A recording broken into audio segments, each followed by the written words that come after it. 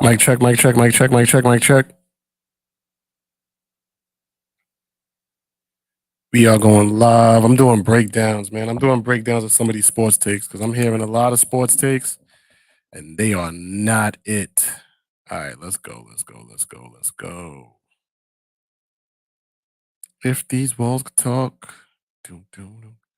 Round, round, round, round, round, round.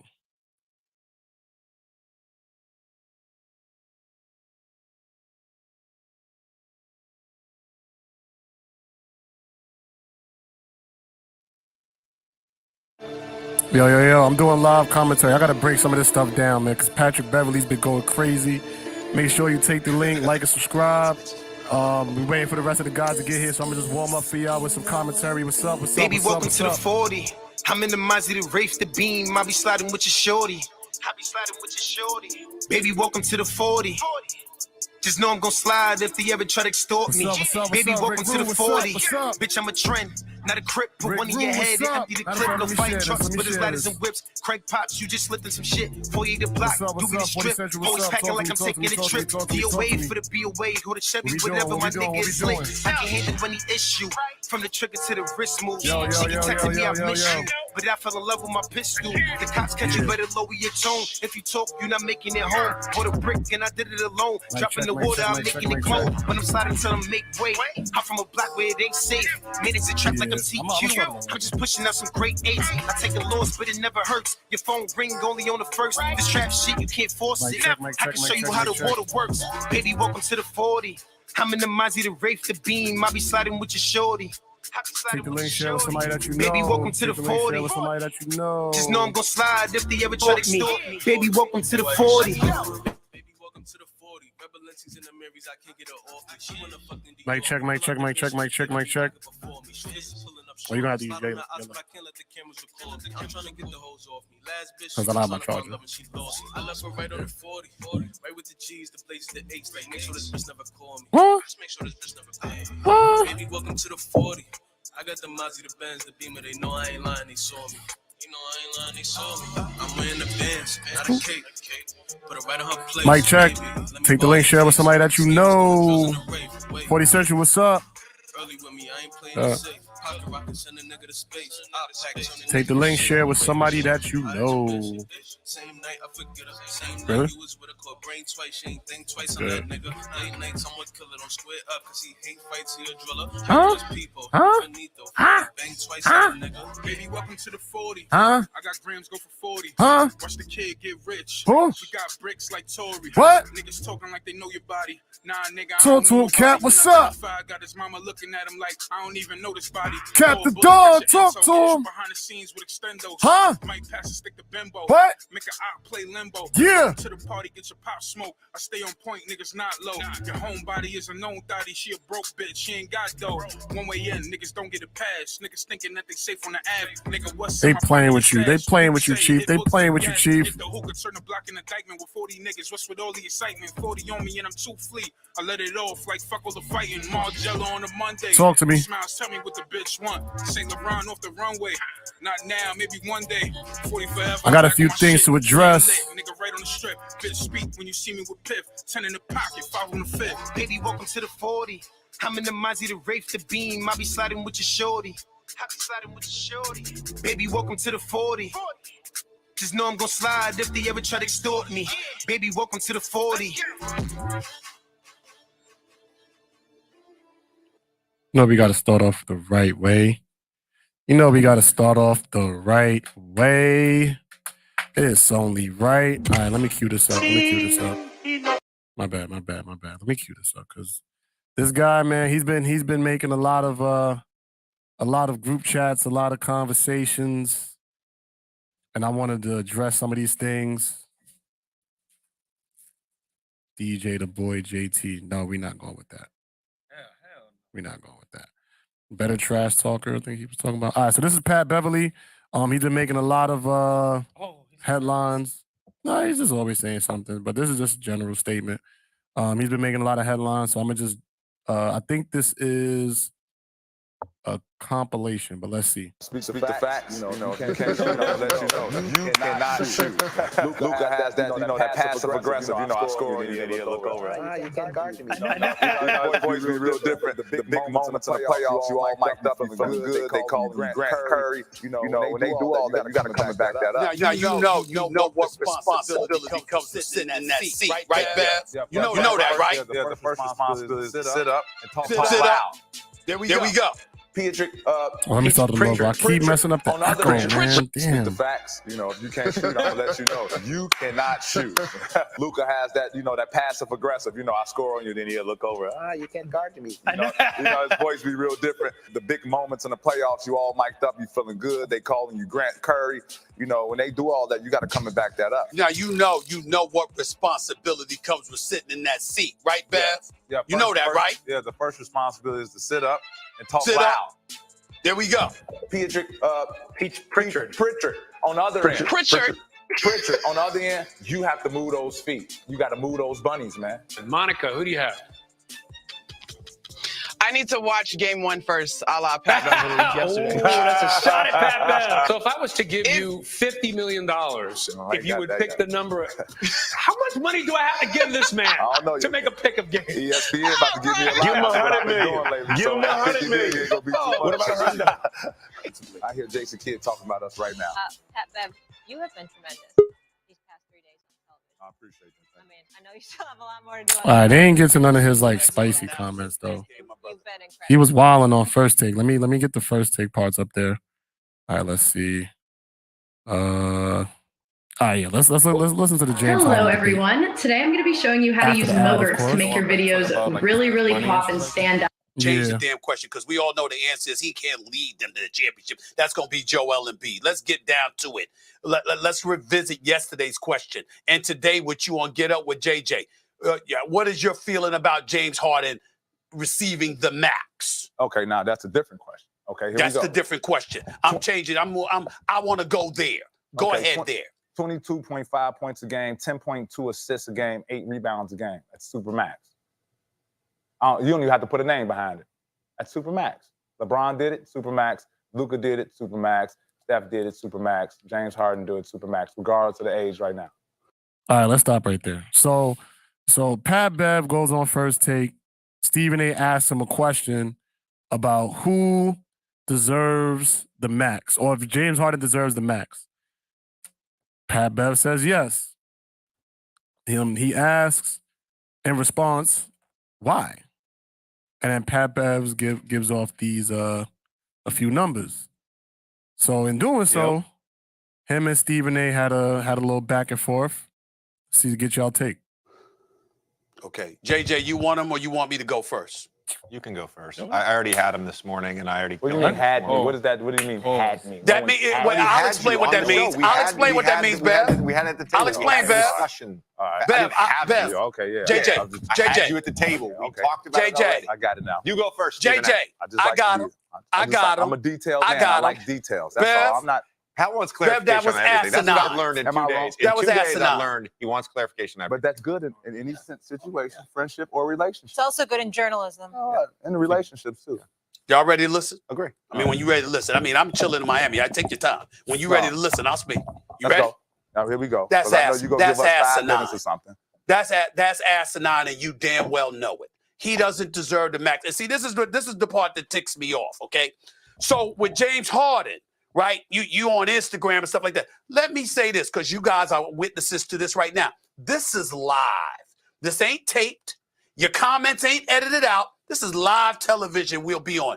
James Harden, why don't you come on first take, bro? I'll give you the whole 2 hours. See, and Stephen A tries to shoot his shot here, and this was kind of smart. Like he always does this with NBA players. He'll go on and then he'll go on these rants or whatever, and then try to invite the guests or invite these players to come on. But it's like people don't feel comfortable going to Stephen A on first take, where it's his show. He controls the topics. He controls the narrative. He controls what they could say and not say. You know, you can't really speak your God honest truth on first take, but he uses this opportunity. He got millions of views watching because Pat Bev's comments, and also JJ Redick added his insight to the show. But I feel like, again, they're trying to address why James Harden deserves a max deal. And in his opinion, he feels like he deserves a max deal because of, I think, 22, 8, whatever the stats was. And I'm like, this is where Pat Bev, his arguments to me fall, because it's the clear biasness in that argument. Like you said, oh, I'm a James Harden fan, and because I'm a James Harden fan, or James Harden's my twin, basically I'm going to go on there and I'm not going to say nothing negative about him. But we all saw what happened in the playoffs. We all saw what has continued to happen in the playoffs since James has basically been the number one option. But let's continue.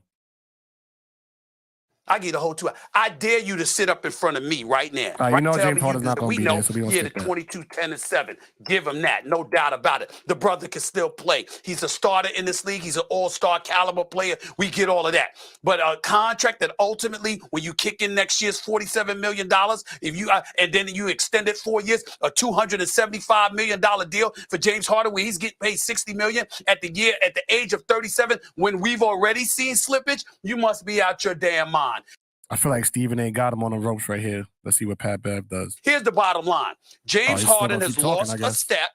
The separation that he once gained against defenders is no longer existent. We understand that.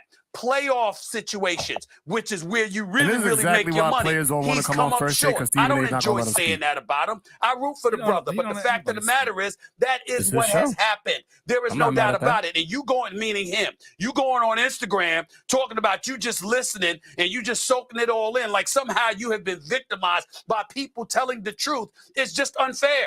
James Harden showed up in a closeout game.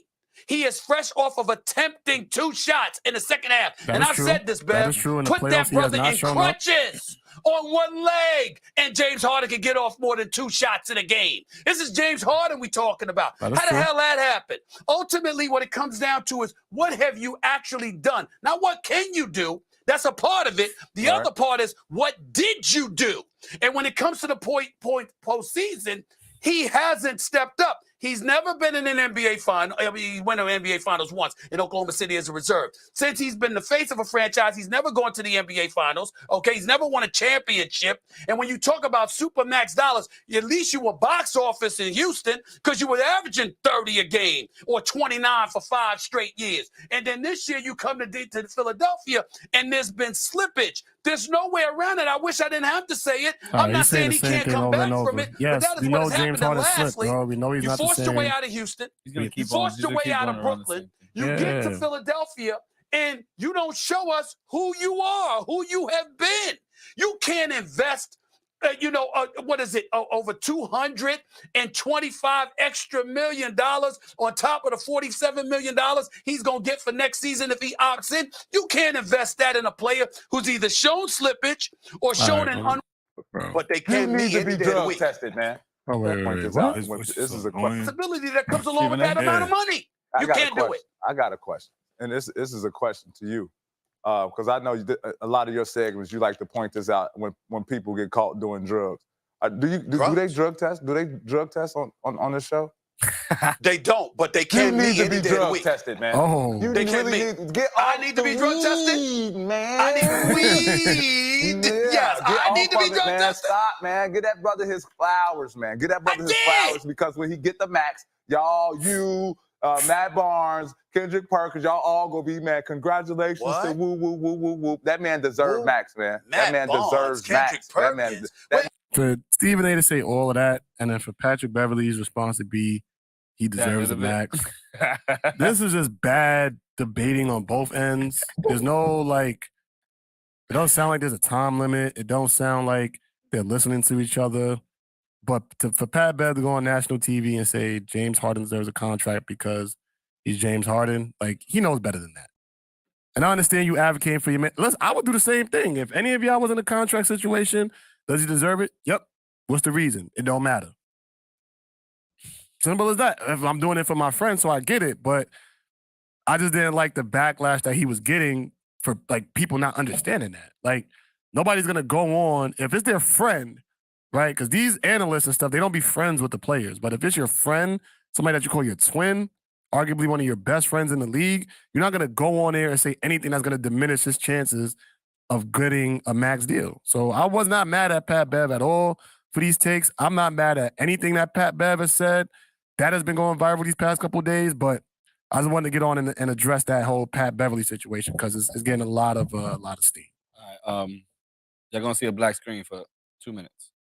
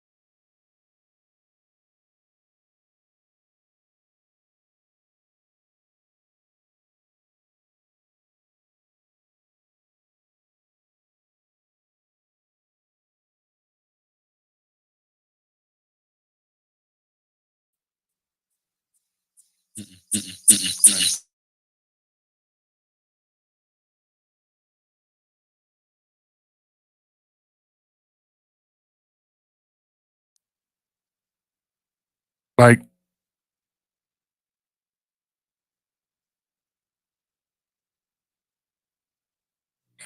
There we go. We should be good now. all right, so yeah, we here. That was stupid.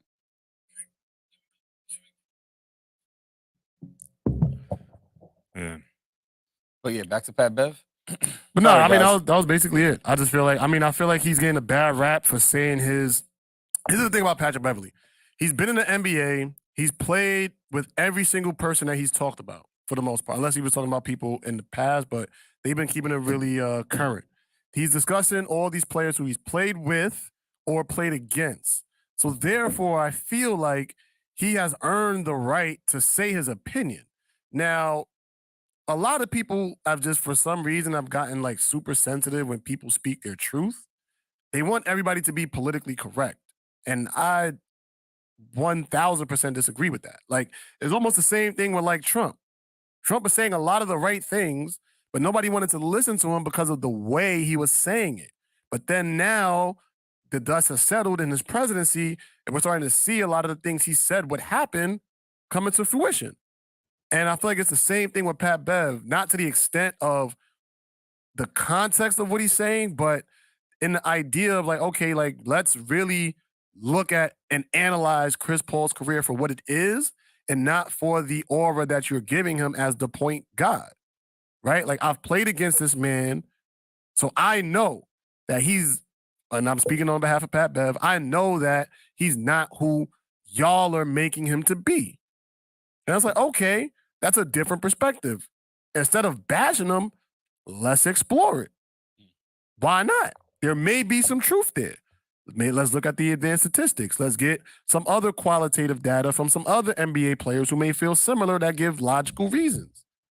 But what the media tries to do is like anybody that goes against the status quo, they feel the need to try to bash him or isolate him or cancel him or say that he's crazy, he doesn't deserve. And there's another thing. When these players come out and say, you average this, so therefore you can't speak on this, that's like one of the dumbest arguments I've ever heard. So that means somebody who's never played basketball can't comment on the game. That means somebody who played football can't comment on basketball. That means women can't commentate on football. Like, where do you draw the line? If I'm Chris Paul, I can't comment on Shaq. If I'm Shaq, I can't comment on Jordan because he's averaged or achieved more. Like, where do you draw the threshold? Like, where does the line stand? And I've just been seeing a lot of pieces on this Pat Bev thing, so I just wanted to kind of like address that. And I feel like a lot of these people who are going online saying that he should not be saying these things, or he doesn't have the right, or he's not qualified. No, he's definitely qualified because he's gotten a bag in the NBA. He's played with and against a lot of these stars, and it's his opinion. I also think that they just mad. He's not media trained. He's saying what he fucking feel like. But that's what I liked about it, though. That's what makes it good TV, is because it's raw, it's uncut. It's not me having to answer to a potential boss or a boss for what I'm saying. It's like, no, like, this is my opinion. And if the league wants to isolate me out of the league because of my opinion, I got a bag to secure myself forever.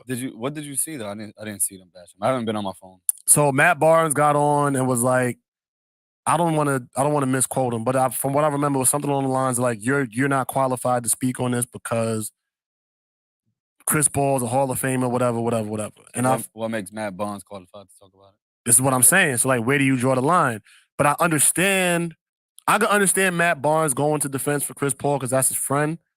But at the same time, it's like all these other players, I don't like. Damian Lillard says something, Danny Green says something, but he said something because he said something about Danny Green. Okay, all right, so then that's fair. So I didn't know that. That one was fair. He said something about Danny Green. I think I heard that, and then Danny Green came back at him. Okay, and that was cool. I actually like that shit. And that's fine. But I feel like now, and this is why I love Draymond Green's hashtag new media, because Draymond is leading a charge where athletes are now becoming the new media because people want to hear from the athlete's perspective, right? Like there are some analysts out there that have a good enough rapport to where people want to hear what they say because either they like them, or they have an emotional attachment, they like the intellectual consistency, or they like the way that they structure their arguments. And then there's a new wave of athletes and people that are from a different perspective of basketball coming in and providing their context. So even with like old analysts, like you'll see like the Odd Couple podcast that I listen to with Chris Broussard and Rob Parker, they could give a different perspective because that's their show. They produce it, they set it up, they do what they want to do. So they say what they want to say. You see the Nick Wright show, you'll see the Draymond Green show, the JJ Redick podcast, an excellent podcast. You'll see the Bill Simmons podcast where it's like, again, like this new wave of media where people are addressing the bullshit. Like if you're trying to spin a narrative in the media, there's now people out there that's going to say, no, that's bullshit. If Stephen A. there was a point in time where it's like, if Stephen A. went on, people wasn't going on their own platforms to address what he was saying. They would go to Twitter, they would go to Instagram, Facebook, or whatever, maybe the newspaper. But now it's like people are having their own production, their own shows, their own platforms, their own podcasts. And now this is the media. This is what the people want to hear. They want to hear the backstories in the NBA. They want to hear the players' interactions. They want to hear the real stories that aren't being told on TV because they don't want to bash the shield of the NBA. Whereas like these players are now saying their truths, and it's better than what you're getting on First Take because it's real. It's real, and it's like it's not for ratings. It's just the truth.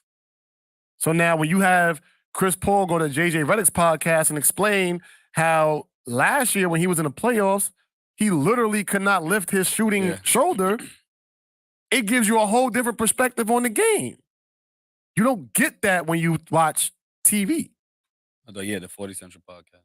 What happened? Us too. We're not scripted. Yeah, exactly. And it's like using this podcast as an example. There are things that you can say here that you can't say on radio. And it's like, that's why when you watch Drink Champs, shout out to Drink Champs, anytime they ask on Quick Time Islam, radio or podcast, the artist always says podcast. Because you can talk the way you want to talk. And what Patrick Beverly did, he took group texts and podcast conversations and went to the mass media. And it made them very uncomfortable. Yeah, he said, I talked to, I ain't gonna say nobody's name now. I'm gonna say his name right now. I talked to Paul George last night. Yeah. And nobody's scared of him. And that's the whole thing. And it's like, even with the Paul George thing, I didn't think that was cool because we don't know if Paul George wanted his name out there like that. And he probably told you that in secrecy, like, yo, this is gonna be between us and not me, you, and millions of other people. But Now it's out. It is what it is. But at the same time, Pat Bev is like, bro, I'm not scared of this man. Like, this is not a scary This is not some god like y'all making him to be. Like, I don't get on the court and be like, damn, Chris Paul is here. Nah, Luka, okay. LeBron, okay. KD, okay. Steph, okay. Chris Paul? Nah, he don't. That man don't put no fear in my heart. I respect. This is what we don't have in the NBA no more. There's no like anytime. There's no clashing of the Titans anymore. It's like everybody want to be friends and shit. Not even friends. It's like I just feel like everybody wants to be politically correct. They have to be though, because everybody else outside of it is gonna take everything different. You don't. It's Patrick Bev clearly showed that you don't have to be politically correct. Maybe if you want to keep endorsements or if you have business in other countries and things like that, maybe. But if you Pat Bev, I ain't gotta be politically correct. That don't mean everything he said was right. And I want to make that clear. That don't mean I agreed with everything he said, but I do admire the fearlessness and relentlessness behind what he was saying. Because what he was saying was his truth. And we don't get that often in mass media. We don't get people's truth. We get people's political correctness. And that's all I got to say on that. Kev? Me hearing about this is like talking to Justin about crypto. Yeah, man. I love the game, man. I love the game. I'll never get away from it. But yeah, that's all I gotta say on that on the Pat Bev thing. I got Boston winning tonight. Let's go Boston. Al Horford, Marcus Smart back. I got the Celtics winning. I had the Celtics winning in 5, but now it's gonna be pretty tough because we don't know the status of Derek White, but I feel like we need all our pieces to get it in 5. But I think we win tonight. We win 2 in Boston. I don't know if we're gonna win back on the road. Yeah, they'll probably go 6. I'm gonna give it Celtics on 6. I got Miami at 6. I got Miami at 6. Why? I think they're gonna win. Why? Because I do. Okay. No real reason. Second real reason, I just want to go against you. That's fine. just for fun. To each his own. How you say that? How you say that? To each his own. Say it again. To each his own. One day, my friend had this message, and she wrote, "To eat your zone." What? Okay. He said, "Yo, read this shit." To and she eat was your like, zone? she meant to say that, but she said, "To eat your zone." Did she like voice note it or something? I like have nah, that shit was rolled out like that. Like, that's crazy. That's crazy. Can I just ask, why is this fly still here? Nobody buried him. He's resurrected. Yeah, he came back. Oh, the dead fly is still there? Still right there. I mean, that's crazy. Because you didn't sacrifice him in your tea. In my tea? Yeah. You want to eat it? No. Hell no. But it was just like, for me to see it there, it was kind of like, we meet again. Surprise. They could try to burn him. I did burn him. That was nasty. No, JT's reaction was like, what the fuck? Why was that his first thing? He just immediately grabbed to try to fucking burn something. I gave my reason why that was his his reaction. Or my thought. You got the red hat on. I think a lot of people have red hats. Yeah, what was the significance of that? It's about what's on the hat. The red hat means a lot now. It means That one thing now. that means 40Central. I don't think they have dad hats at those places. Oh, they do. They do? Mm-hmm. Interesting. At those places. I didn't want to say the word again. No. He's going to have one in Pennsylvania real soon again. Want to go? All right. So we're gonna. I thought I would go. I would go. That would be an experience. Want to go, Justin? Depending on the day. Pennsylvania or Jersey? Jersey's definitely closer. Yeah. Why the fuck would we drive all the way to Pennsylvania when we could go to Jersey? Yeah, I went in Dorney Park last year. Oh, I was there too. Yeah, I went in Dorney Park last year. No, okay. Interesting. But yeah, man, I want to. I'm gonna keep Celtics in 5, man. I'm gonna keep Celtics in 5. You think they're gonna win 4 straight? Yeah, I think we can. I think as long as our starting 5 is there, we can. But if Marcus Smart goes down, or if Al Horford goes down, or Robert Williams can't play because of What's wrong with him? His knee, right? Yeah, he has knee soreness, so he's fighting through that. And you saw a lot of that game, though. He in only the played, last what, game. like little bit of minutes. Yeah, but he played really well in the time that he was on the court. So shout out to Robert Williams for fighting through that. He's a real he got that real Celtic energy. But I feel like game 1 was like a Feeler? huh? A feeler game? No. I think game 1 was a game where it got a lot of people misconstrued because of they had such a historical third quarter that they'll never have a run like that again. Jimmy got to go for 40 a lot. If he don't have no help, it's gonna be tough. Jimmy Butler took 18 free throws last game. Yeah, that's a lot. Giannis Antetokounmpo, who only runs through people and dunks the basketball, did not have a single game last series with 18 free throws. Nah, yeah.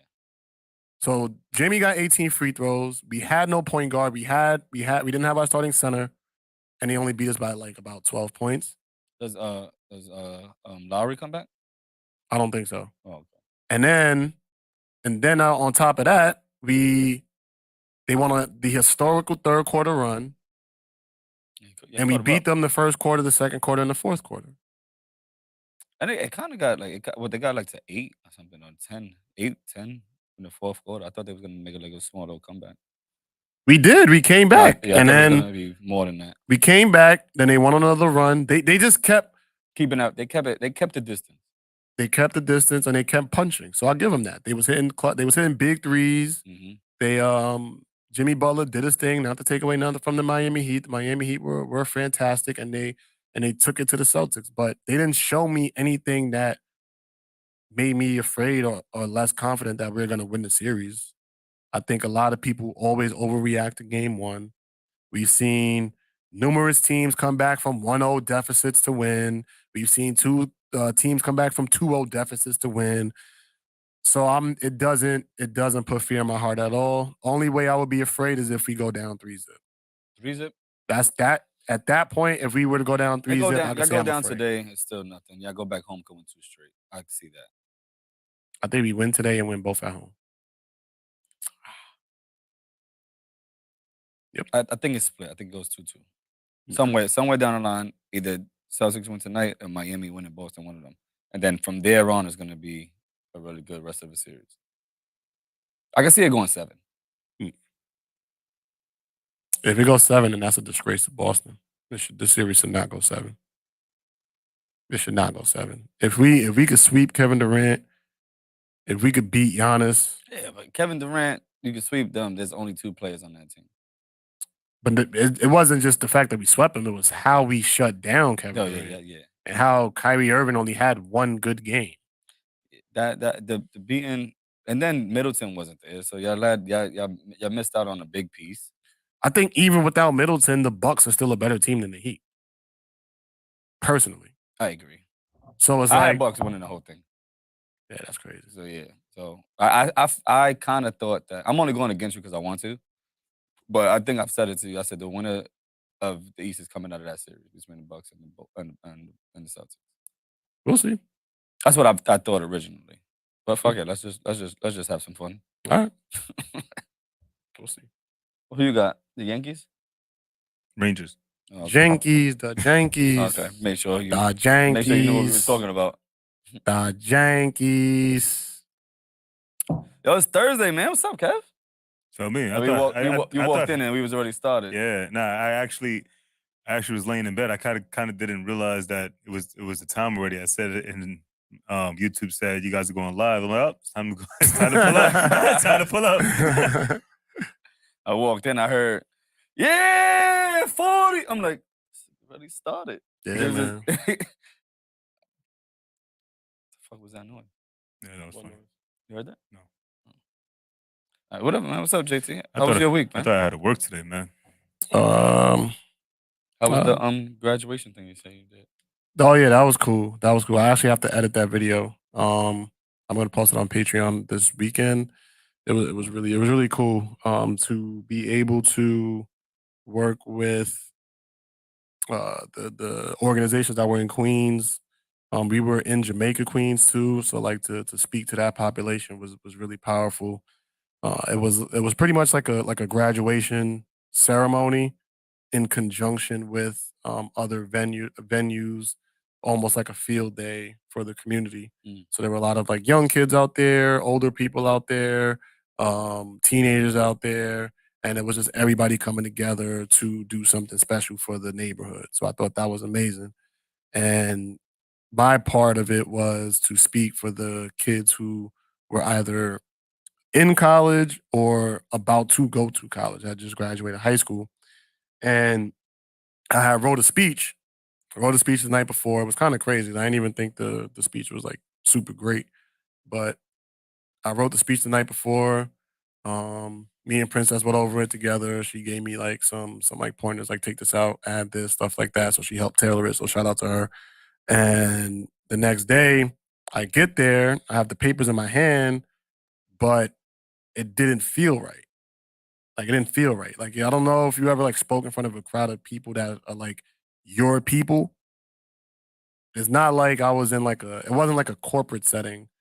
I feel like I was comfortable enough to be with my people where speaking from the heart was good enough.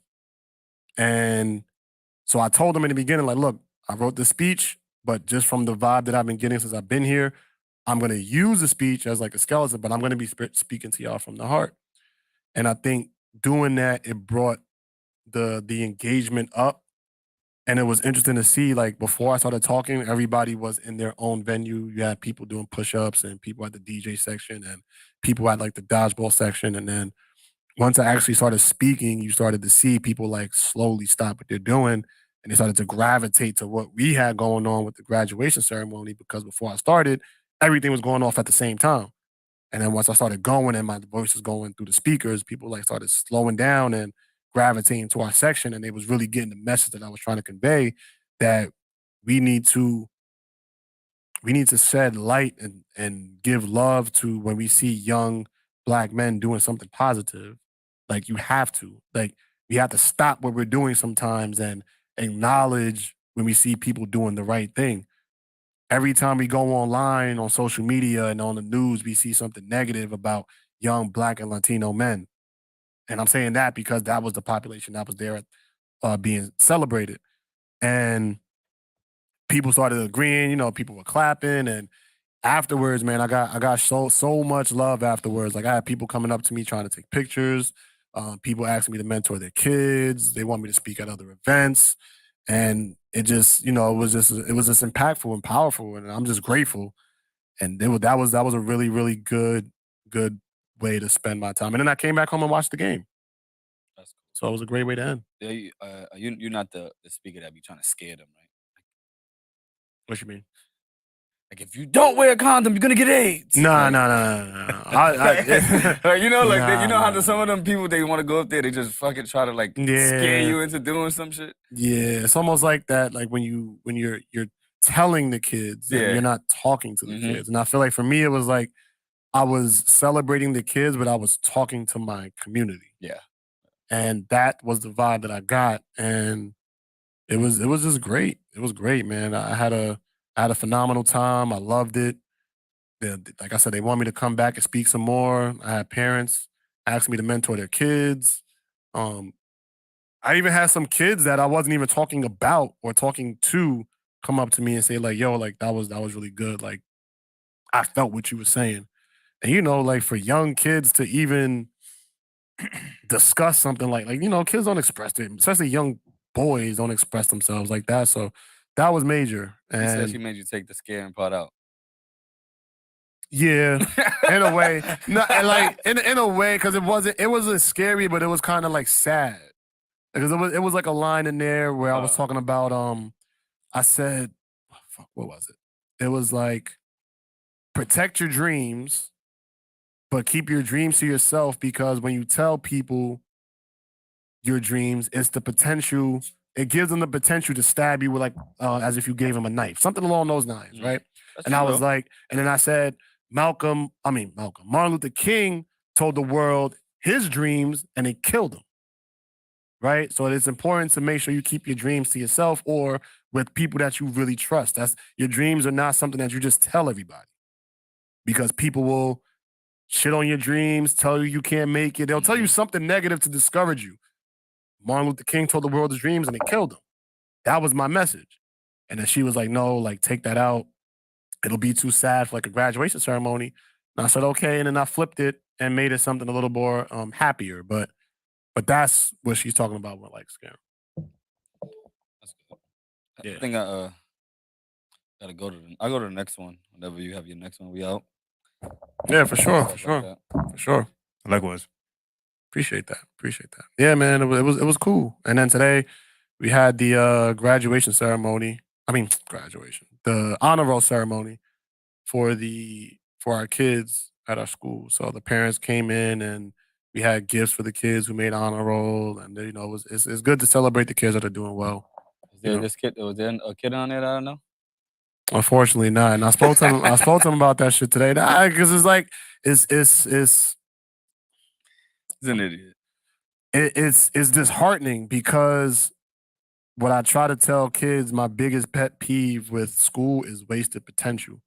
So like I always tell kids, like it's not about getting the best grades, it's about being the best version of yourself. So if the best version of yourself is a C student because you came in being an F student, I respect that. Yeah.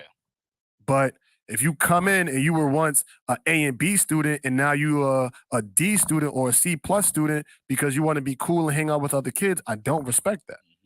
You told him that? Huh? You told him that? I didn't tell him like that, but I told him I was disappointed in him. Good. He needs that. I'm like, yo, bro, like I'm disappointed in you. Like you have the opportunity. You have everything that you need. You don't want for anything. Anything that you want, you get. Right? So it's not like you in a situation where you're not eating at night or you don't got new clothes when on the, like you get anything that you want to get. You're literally choosing to be a lesser version of yourself. That's a choice. So why are you choosing this? Oh, like what? Like, nah, like we don't, our people don't got time for that shit because we need scholarships to get to where we trying to go. I don't want you paying student loans when you're 25, 26, 27, 35 years old because of decisions you made your freshman year.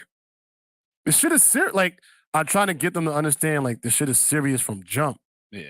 Like, this is serious. Like, you think like, oh, I'm a freshman. I got 3 years.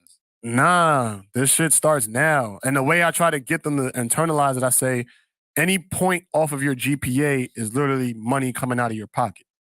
The higher your GPA and the more extracurriculars you have, the higher chances of you getting a scholarship. The more scholarships you can get, the more money that goes towards your education. That's less student loans that you have to worry about. They get it, but they don't see it because they're the only kids in the school. So they don't see seniors getting college letters back. They don't see juniors practicing for SATs. They don't see sophomores who fail the Regents and now have to take Regents again. They don't see none of that. So they're gonna have to go through it from the experience. Yeah. And I understand that. But at the same time, I'm still trying to tell them, like, yo, like, you're choosing to be a lesser version of yourself for no reason. For no reason other than to be cool and to fit in. It's like I just never understood that mentality. To me, I can't relate to that. But I can understand a 14-year-old's thought process. I can understand it, but I try to be stern with them on that. Like, yo, just be the best that you could be. Honor roll or not. But if I know you have the potential to make honor roll, nah, you need to make honor roll. There's no excuse for you not to make honor roll. None. At all. But yeah, that was my week. Kev, how was your week? I put in way too many hours this week at work. I didn't have a week. It was all work. It was pure work. That's sad. It's pure work. Do you feel like that's a good thing? Oh, it's a great thing. It's a great thing because, like, honestly, it's like during these times that we're going through, it's kind of like you get extra money, you know, and get as much money as possible and put aside. I'm glad you said that because I was actually having a back and forth. Me and Prince was having this conversation, and I was saying I wasn't gonna work this summer. I was gonna be like, yo, this is the first time I'm gonna have. I had the potential to have no job this summer and still get some type of paycheck. I'm gonna just take the summer off and get rest. And she was cool with it.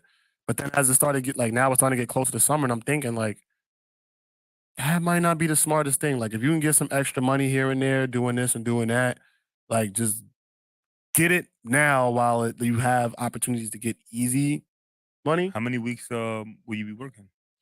So I'm thinking about doing a summer at school, at least for like 2 to 3 hours a day.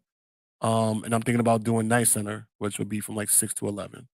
So how many weeks of summer would you have like for yourself? None. None. So you won't be able to have any vacation or nothing? I mean, I can't. Like, if I want to take like a week off, like they wouldn't like trip over that. But I would say, you know, use the money for the summer, whatever it is, for some time for yourself. So like basically you can get a week out and get some time for you, some clarity of your mind before you actually go back to work, the actual work. Because everybody's in need of vacation. You need vacation. Just rest, man. Not even a vacation, just rest. Even rest, bro. But like sometimes you need clarity in your mind. Because when you're doing too much, you need that. You need some going away. Even if it's just you or your significant other, it's just you know. I agree. I 1,000% agree. So I mean, That's I would say, hey, especially gas prices. Gas prices gonna go up. I'm predicting like 720 by July. 720? Yeah, here in the Bronx. I will not be driving my car. MTA. Because gas prices always go up in the summertime. They go up, and they're already at over $5 here. I didn't see over 5 yet. I saw in Pelham Parkway $5.19. Pelham Parkway. I was just over there. It was $4.79. That's disgusting. I was just Pelham Parkway earlier today with my mother. Take it to a dentist, and $5.19, right there. Damn. I don't know what I'm going to do, man. Sense. I'm not driving. Yo, by my job, it's $6.30. Scoff at shit like that. 6:30. So you just don't want me to drive, pretty much. Did you see the shit that I sent you that said, oh no, I ain't sent you. Trevor Noah was like, oh yeah, I don't know why they picking on you, Biden. Everything's been going up. Everything's been going up since you got here, right? Like, he's like, the gas prices been going up, rent been going up. He laughed. Biden laughed. Yeah. This is okay with people. Yeah. So you saw Whoopi Goldberg? You want to talk about that? I didn't see that. Oh, she was just saying like her voice is annoying. I can't listen to her. That she was like defending Biden and all that, and Caitlyn was like, yo, I know you're not serious. Like, you know what's crazy is that I tried even though like everybody knows me that I don't fuck with Biden, but I always tried to see the good thing, like something good in people. I always try, but you can't. Like I personally can't, because it's like he's done nothing. I saw something on social media that said he was fighting obesity, right? Who? Biden. That he raised gas prices for people to start walking more, and he raised prices on food because he wanted people to eat less. So I'm like, hey, when you put it in that format, it actually sounds like he's fighting obesity. That's not real, though. Nah, no, I know it wasn't real, but I saw that. But I haven't seen anything positive from his end at all. You know what's the scary part about all of this stuff? It's not even about him or anything like that. It's just the fact that like baby formula is scarce. So what happens? Like I was asking Kev the other day, I'm like, yo, what happens if you like I went to CVS yesterday to buy like some Pampers for Cole for nighttime, and they didn't have nothing. And I'm walking by, they have no formula, no nothing. I'm like, what happens if like your kid don't eat? I seen one story on the news about formula, and it was this woman who got into an altercation with another woman who bought like 25 things of baby formula, and there was nothing left on the shelves after that. And the woman approached her like, "Yo, why are you buying all this formula?" And then clearly see there's nothing left on the shelves. And the lady was like, she wasn't really saying much of anything. And then the person who was confronting her was like, no, like that's not okay. Like this is why shit is scarce now because you're fucking stocking up when other people need shit. Think Right? about the first time when COVID first came and everybody was panicking. Wait. And everybody was buying fucking toilet paper. How much times you shit? So like, and this is, it goes back to 2020 when Trump was president. This whole thing was happening now was supposed to happen under Trump. Because remember, they were talking about we're going to have shortages, we're going to have everything, and they said, you please buy this, and that. People were buying massive amount of stuff, bringing it home, and then you were only able to buy like one pack of toilet paper, one this, whatever it is, because we were supposed to have shortages. But the shortage plan didn't occur, didn't happen. Biden got in office, that shit happens, now it's happening in full effect. We're about to have food shortages, right? We're about to have a food shortage real soon. They were talking about that for a long time now. Now, the food shortage situation makes no sense because we have a crap load of farmers. And everybody knows that America itself has enough farmers and enough crops, enough meat to feed the world numerous amount of times. We can legit end world hunger. Yeah, we can legit world. You know what else I saw too? I got glad that you said that shit. I sent it to you. It said 44.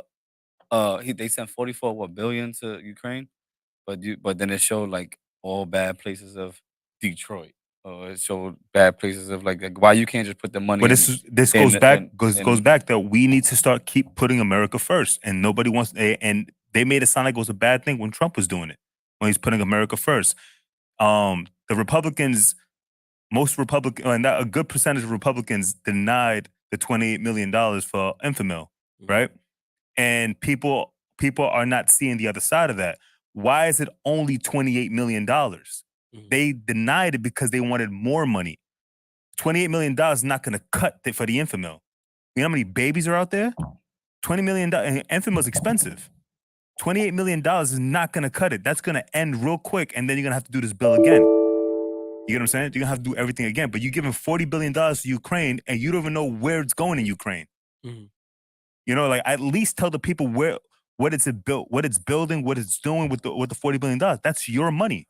You should know where your money's going, but they don't want to tell you that. But you want to give $28 million for Infamil? It should have been at least $100 million for Infamil. At least $100 million. Yeah. $28 million, that's why Republicans denied that. And people are saying that, oh, you want to deny the Infamil, but you want to be pro-life. No, it's what? I don't know. But anyway, so yeah, it just doesn't make any sense when people are just like just listen to one side of a story, and it's just like it doesn't make any sense. $28 million is not enough to pass a bill for Infamil.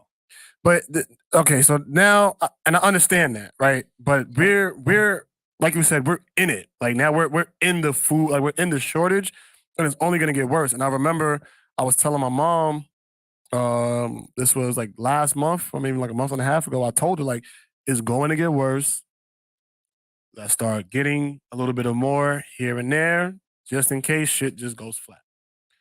The scariest thing about a food shortage and living in New York is it's not even New York City, is that everything in New York City is imported. We don't grow anything. And I don't understand how there isn't like a red alert about what the fuck is going on, because if we're having a food shortage and everything is imported, what are we going to do? That's been running through my mind for the past month. Is like, if New York City has a food shortage and everything we get is imported, how are you supposed to survive? You know what this is, right? It's not conspiracy, it's population control. You gotta elaborate on that. Say a little bit. It's population control. How so? If you don't eat, what happens? You die. The government never cared about you. Government never cared about me, never about you, about you. So, I mean, it's just what this is. Abortions, it's population control. They don't want more people being born. If they want to, this whole thing that's been happening, this is not a conspiracy. This is actual things. You actually hear these scientists talking about it. You heard Fauci talking about it. You heard Bill Gates talking about it. You hear all these people talking about it. It's not a conspiracy. Mm-hmm. This is literally that they want to minimize the amount of people because we're overpopulated in this world. And which honestly sounds wrong, but they're right. We are overpopulated. But at the same time, I don't agree with it. So how you plan on killing off people? I think we have to define what that actually means, because overpopulation is a term that I feel like that's used very loosely. But for humans to overpopulate the planet means what exactly? Does that mean that the world does not have enough resources to sustain X amount of humans? Because if that's the argument, I would emphatically disagree with that. No, their whole thing is that there's not enough socialized medicine, supposedly, to support the world. Mm-hmm. So they wanted to depopulate and then regrow from the amount of medicines that they have. You know? So this is about big pharma. About big pharma, yeah. And even that, you can get so deep with that, it's kind of crazy. But I feel like just in general, the whole idea of we need to do this because of population control is just, that don't even logically make sense to me. I feel like there's enough room on this planet for every human to have 40 acres if we really wanted to. Like, you ever drove through the Midwest? It's nothing but land for miles. Like, they can legit clothe and feed every single human on this planet, and we'd be okay. Like, but the main point that I was getting at, this whole food shortage thing needs to be addressed and needs to be made. I understand why they don't want people to panic, which is probably why the mass media isn't talking about it as much as they should. But I do kind of feel like you need to tell the people the truth. Like, this is like, we're about to be in a state of emergency. Like, it's that serious. But people it's not being conveyed to the public like that. It's almost like, oh, it's food shortages. Hey, there may not be no formula at the store. We may not have there may not be that much chicken They left. make it sound like it's not that bad. Yeah, like there's no more chicken? Like what? But when Trump was in office, they made everything sound fucking extreme. I didn't even want to take it there, but you hit the nail right on the head. It made everything sound extreme, and it wasn't as bad. Yo, I don't know. And now they're saying COVID numbers are slowly increasing. Now they're saying it's about to go right back up. The lockdown's about to happen again, it sounds like. You seen the lockdowns in China? They never stopped. No, it's worse than ever. They never stopped. It's worse than ever. Every 3 days they're allowed to be out, right? And it's by gender, right? Yeah, by gender, and then it was like Shanghai is the first city to do it, and you have to be home by 6 or 7. If not, you'll be incarcerated, right? To a concentration camp wherever you're going, or jail, whatever it is. And if you or go home to your family and they lock you in your buildings. Lock you in your homes and your buildings. There's videos of them screaming, trying to get out. I've seen some of those. Yeah, I've seen some of those. This was happening in China. Wouldn't be surprised if it happened here. I would be surprised if it happened here, because I don't put anything past these motherfuckers anymore, because everybody's willing to give up their freedom. I wouldn't see, and that the key word is everybody. No. And the reason why I don't think the word is everybody is the reason why I feel like America still has hope. Because I feel like there are a lot of people who will stand and fight for the freedom. Well, a lot of people. I noticed a lot of people waking up and realizing that their hypocrisy when Elon Musk started speaking out, and when Elon Musk had stated that he used to vote Democrat, and then now he said that because they became the party of division and hate, that he doesn't want to be part of the Democrats anymore. That he's going to be voting Republican moving forward. And when he stated that, there's a lot of liberals that are Elon Musk fans, and he has a huge fan base. So by him stating that, a lot of people are starting to view that, a view from his perspective, And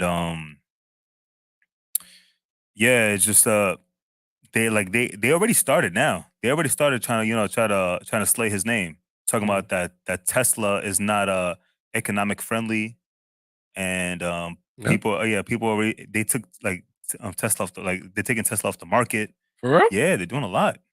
Oh shit. Yeah. Because I think Tesla were they in the S&P 500? Yeah.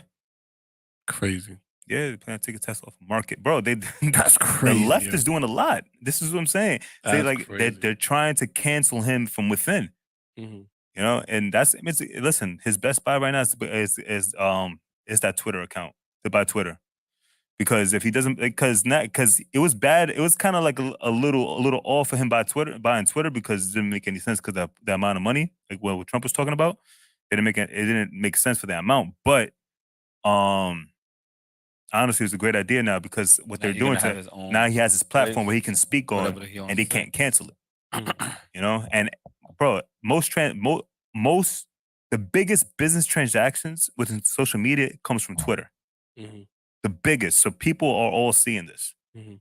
So I did see that too. So I mean, this shout out to whole- Elon Musk. Yeah, Elon is doing things to make people again, he's speaking his truth. He's making people uncomfortable with his truth. I'll always respect anybody who speaks their truth. But I feel like this whole thing that's going on right now with the gas prices and the food shortages, it's like, I think we need to start coming up with an emergency plan.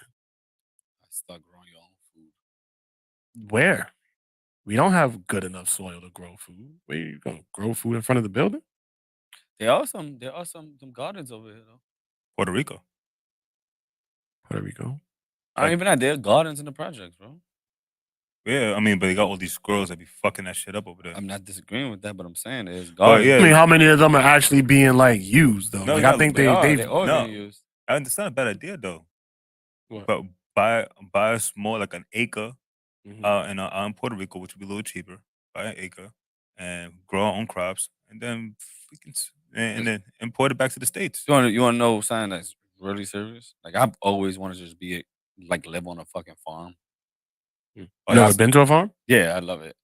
I want to do with like the pigs. I want to do with the animals. I want to do. I want to like grow the shit. Like I just don't want to get dirty, which is weird. Why don't you stay on a farm for like a month? I would love to. I would love to do it. I'm just like if that was the case, I would just want to I just want to like whenever this shit goes, I'm probably gonna do like just get a nice little fucking. What's farm. the first animal you're gonna buy? Huh? What's the first animal you're gonna buy? I'm gonna have a pig in the projects in like a year, bro. Kind I'll put money on that. Miniature pig. I'm gonna have a miniature pig. A potbelly? Miniature. Miniature? How big? Miniature, nigga. How big? Because they got miniatures at 100, miniatures at 50, miniatures at 200. No, they I don't. don't even know where you go to buy a pig. I've already seen a couple.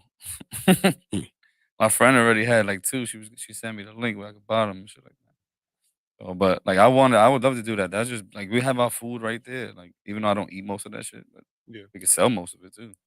My father used to grow a peach tree right there by the senior center. For real? Yeah. And the fucking the squirrels ate it. They used to fuck his shit up. So he had a bean shooter. Sorry. Shooting him down. Oh, that's how me it died. Yeah, my laptop died. Yeah, like a bean shooter that was shooting him down. He was shooting down all the squirrels, all the rodents, like the raccoons that were coming around, fucking up all his fruits and vegetables. Yeah, squash, everything.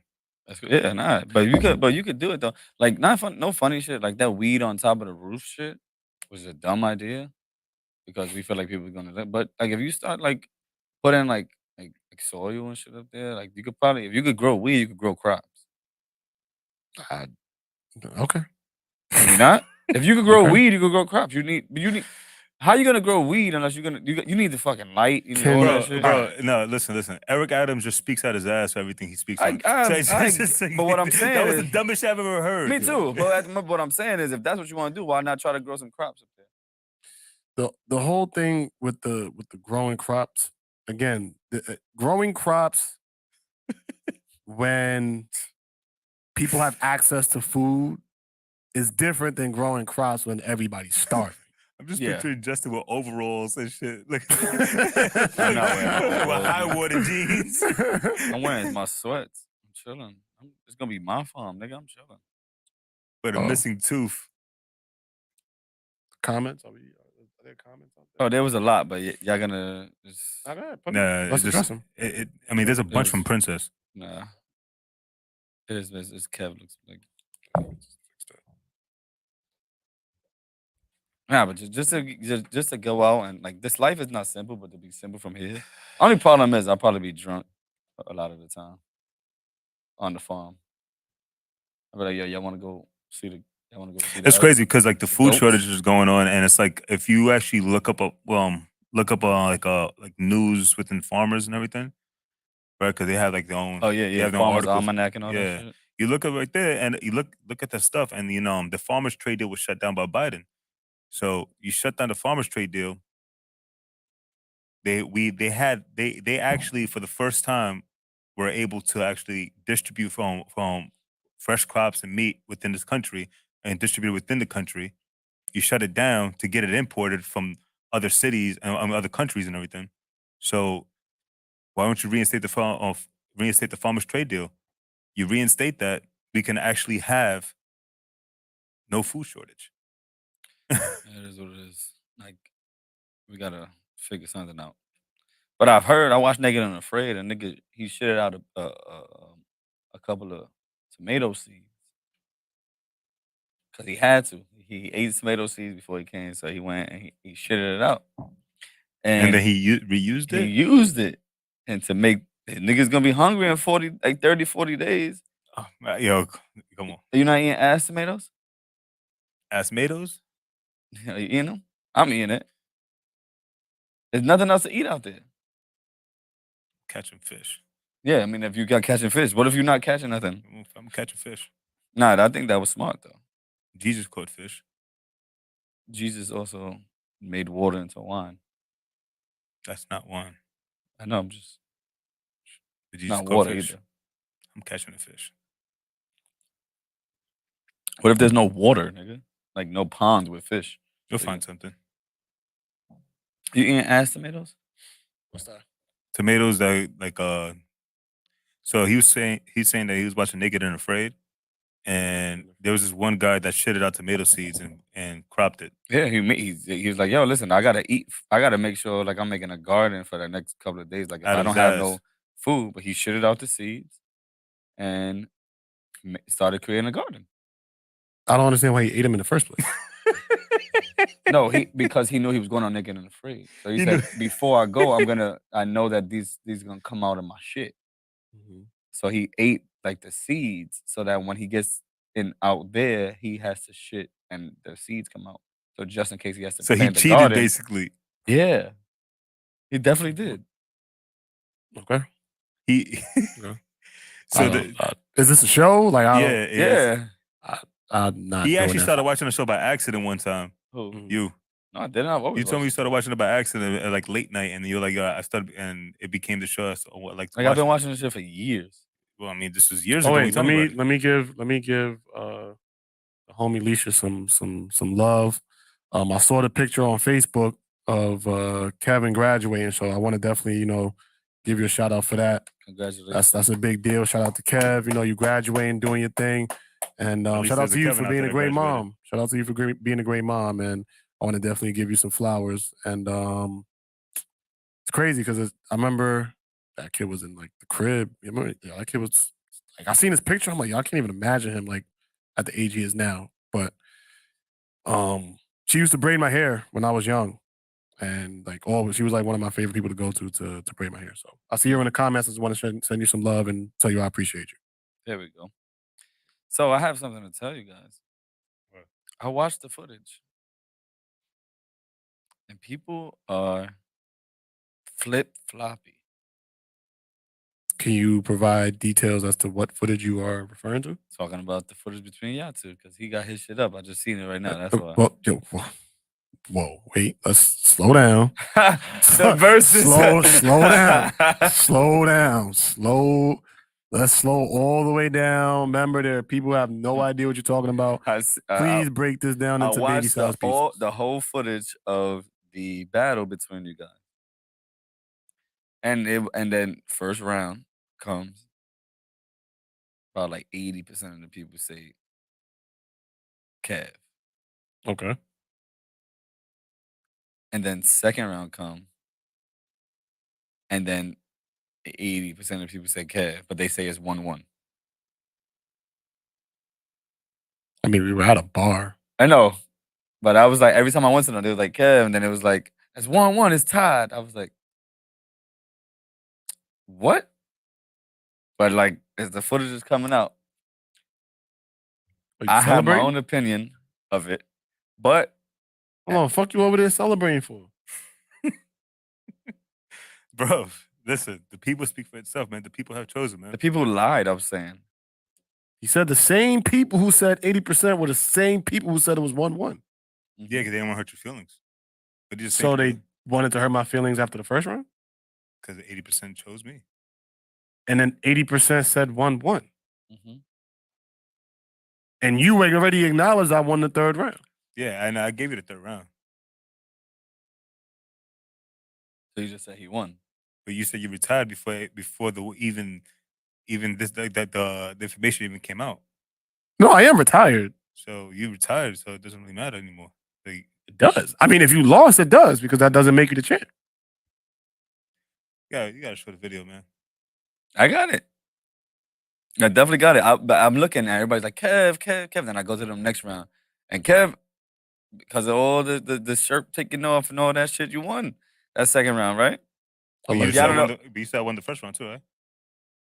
I'm not a judge. That's what you said. Like, I just stated right now. That's not what I said. I said people said that you won the first round. But then those same people, I went up to them and they said you won the second round, but it was 1-1. And I was looking at the footage. I'm like, I'm confused on how they did it, because it made no sense. If you have Kev twice, that means it's 2-0. Everybody said 1-1. Mm-hmm. Everybody said 1-1, besides like 2 or 3 people.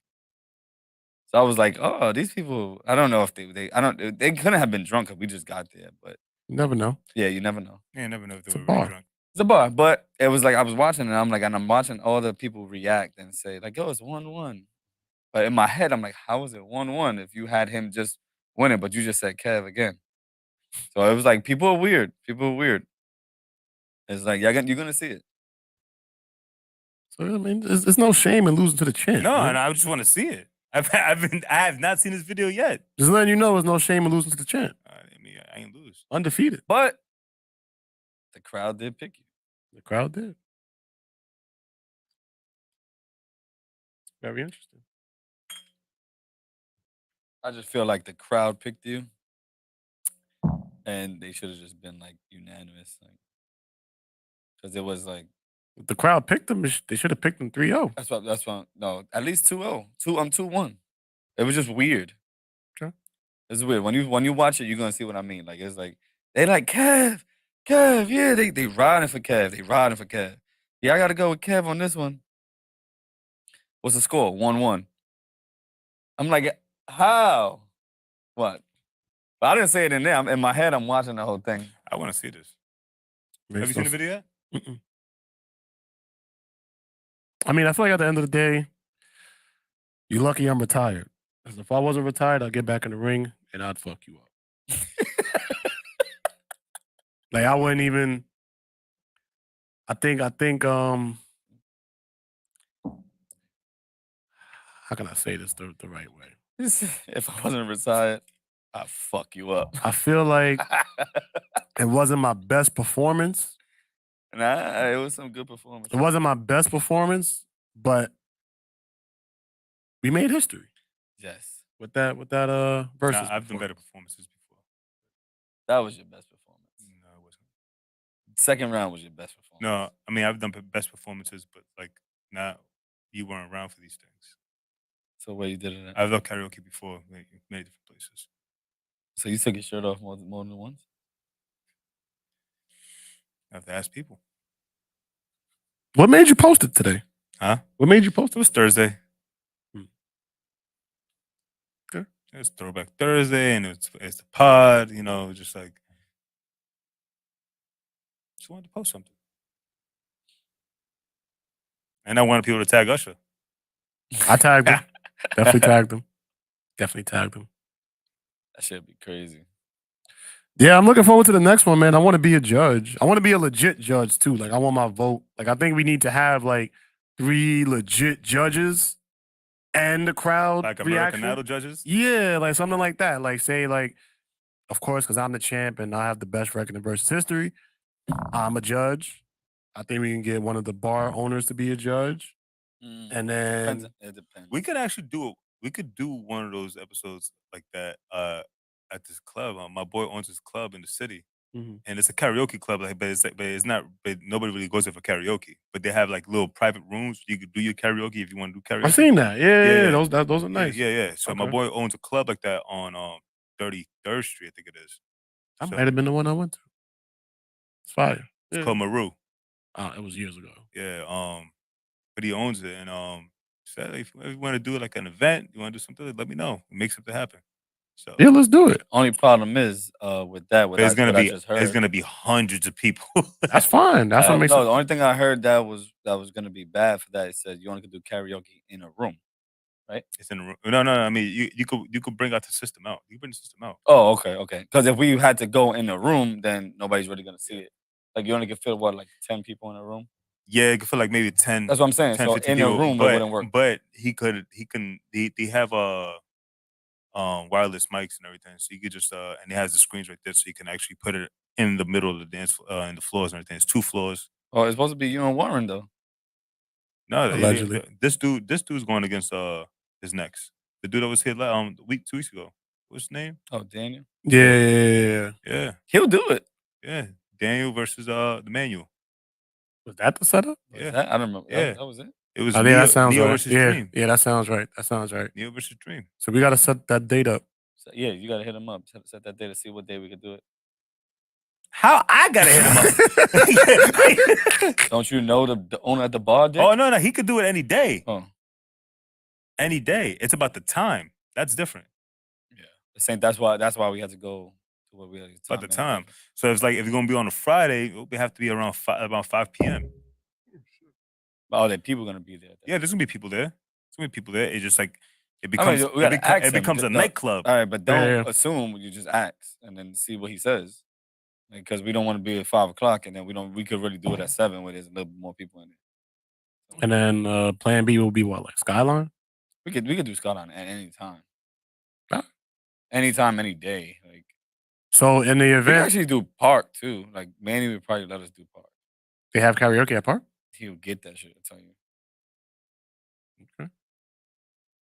All right. I mean, I want to hurry up and see the next one, so that way we can kind of make this Monthly thing. We reoccurring could do a thing. monthly thing though.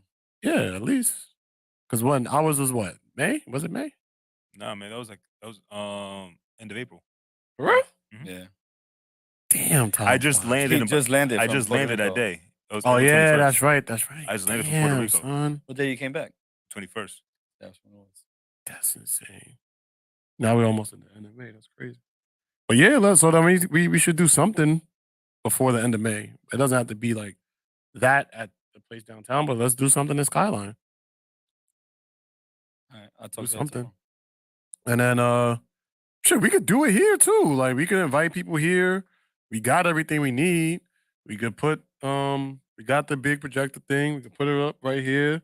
Invite people to come down. We make some Yo, pataleos. you know what we could do here? You could do like the whole the judge thing and be like the American Idol shit and have people doing stuff right there, right? Mm-hmm.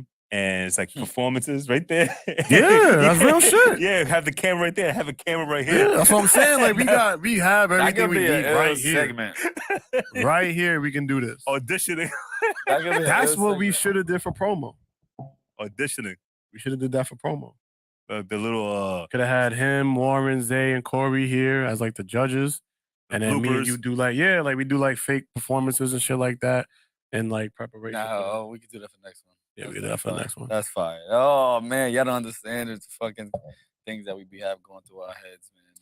And I had an idea for you. I texted you a few days ago. You did? Oh Yeah. shit, I forgot to remind you. It's fine. That's why I texted him before you forgot to remind me. You did? Just in case that happened. Yeah, I knew I was gonna forget to remind you.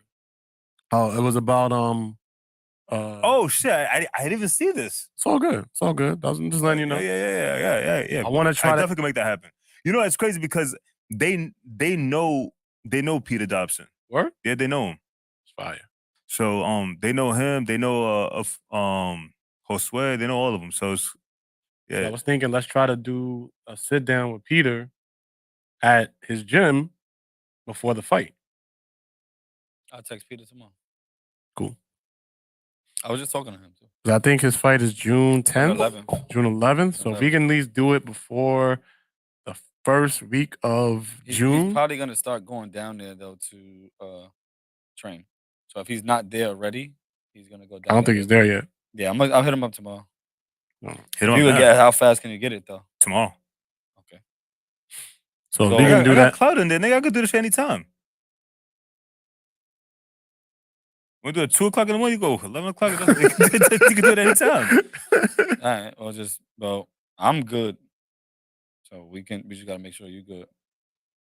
Weekends would be best for me. If you can do like a Sunday. Sunday's perfect. I'm there. Yeah, I'm there on I know you're Sundays. already Sunday there. nights are better for me though. Yeah, I'm still there Sundays. That's fine. Because So, I got the kids all Sunday. so that's fine. So if we could do Sunday night. If we can then do that'll this work. Sunday night, not this one.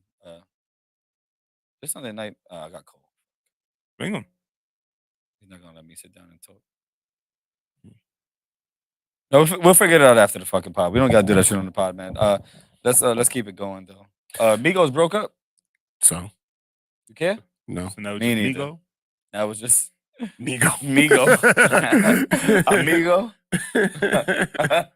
Shout out to the Migo, Just man. the one Migo. Yes, one Migo. I mean, they had a great run. They had one of the greatest runs in hip hop history. So I mean, there's really nothing to be sad about. They had their run, they had their come up, they had their peak. Now they're on their decline. I That was think actually like one of the longest lasting groups. that's what I'm saying. They had a but great they're run. family though, so it's like they're not gonna ever break up. It's like no, it's not true because I've been through that. They were that was family too, and they broke up. Yeah, but the nigga that was writing everything wasn't their family. Who? The nigga that writes everything. Anthony? Yeah, I don't know them niggas' name. Nigga, I'm not Spanish. I don't know what the fuck Ivan Thor is. Say that again. I don't know what the fuck Ivan Thor there is. So this ain't for me. Celtics, nigga. Celtics in 5. Celtics in 5. Oh, they smoking them. Try to tell you. Shout out to Kayla for having an actual interview with the guy that Word. started Aventura. Word. She's coming up here too, so we're gonna make sure to make that shit happen too. She's actually coming up here the 11th. Huh? No. 10th? Yeah, she's coming No, the weekend nah. of the fight. Yeah, Nice. Yeah. B2K was family too. Were they? Yeah, look, they I broke don't up. think so. I don't think they're family. Only Omarion. they was not family. None of them were I don't family. think they were family. Close like family. Lil Fizz, Rasby. None of them were family. I mean, the Jackson 5, didn't they break up? Shit, they broke up too, yeah. They nobody had talent but Michael. Wow. Janet Jackson had it. She wasn't in the Jackson 5. She Stupid. was one of the 5 though. No, she was not. She was 6. Man, shout out to Tito. What songs do you know from Tito? None. Exactly. But he was a part of the Jackson 5. Who else from the Jackson 5 you know? Give me another name. I think one of them was Randy. Nah, they had What songs you know from Randy? None. I don't know none of this. I don't think any of them had a solo talent. career, though. They had time, but they just shed light on Michael. Michael had the character for it. Nigga was 4. Had the face of character. the Jackson 5. Young Michael was actually a better singer than adult Michael. That's a fact. I like young Michael. And adult Michael's a fucking Wasn't even legend. born yet, but I liked him. He was 4? No, he wasn't that young. Oh, did Jagged Edge break up or did they just fall off? I think No, they fell off. I think they just still. I think they're still together. I think they still together. They just did the But they didn't want to. verses. They didn't want to break apart. It's like the same thing about but they family like Boys two to of them Men, Mhm. 112. Like they didn't want to break. Mhm. You know what I'm saying, so they just faded Stop away. making- yeah. They just faded away. Yeah.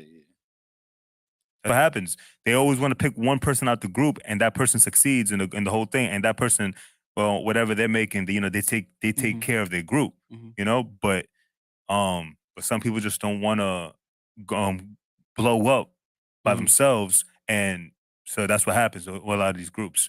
Jagged Edge, 112, Boys to Men. That's what happens. It's life. business. Life, man. It's life. It's business. It's life. Nah, I don't think that though. I think that sometimes like what you think and what are facts are two different things. What you're saying is not a fact. It's a fact. Bang. Look at You're saying that they don't want to do it because they don't want to leave the. That's not true. No, bro, it's like, bro, if there's people out there that don't want to blow up without their friends. Agreed. Yeah. So and that's what happens. Agreed. And so they deny contracts, they deny deals. But you wasn't there. Bro, you could actually Google this shit. Google it. Google. You have the computer in your hand. On your I desk. had a computer in my hand? You have the computer at this. Google that shit. What would you like me to Google, Kevin? Just go. How did Boyz II Men end? Or how did 112 end? Read them shits, bro. God damn, I take a shit in the morning. I read these type of things. This is what you read? This is the type of shit I be reading. That's crazy. This shit in politics. How did Boyz II Men end?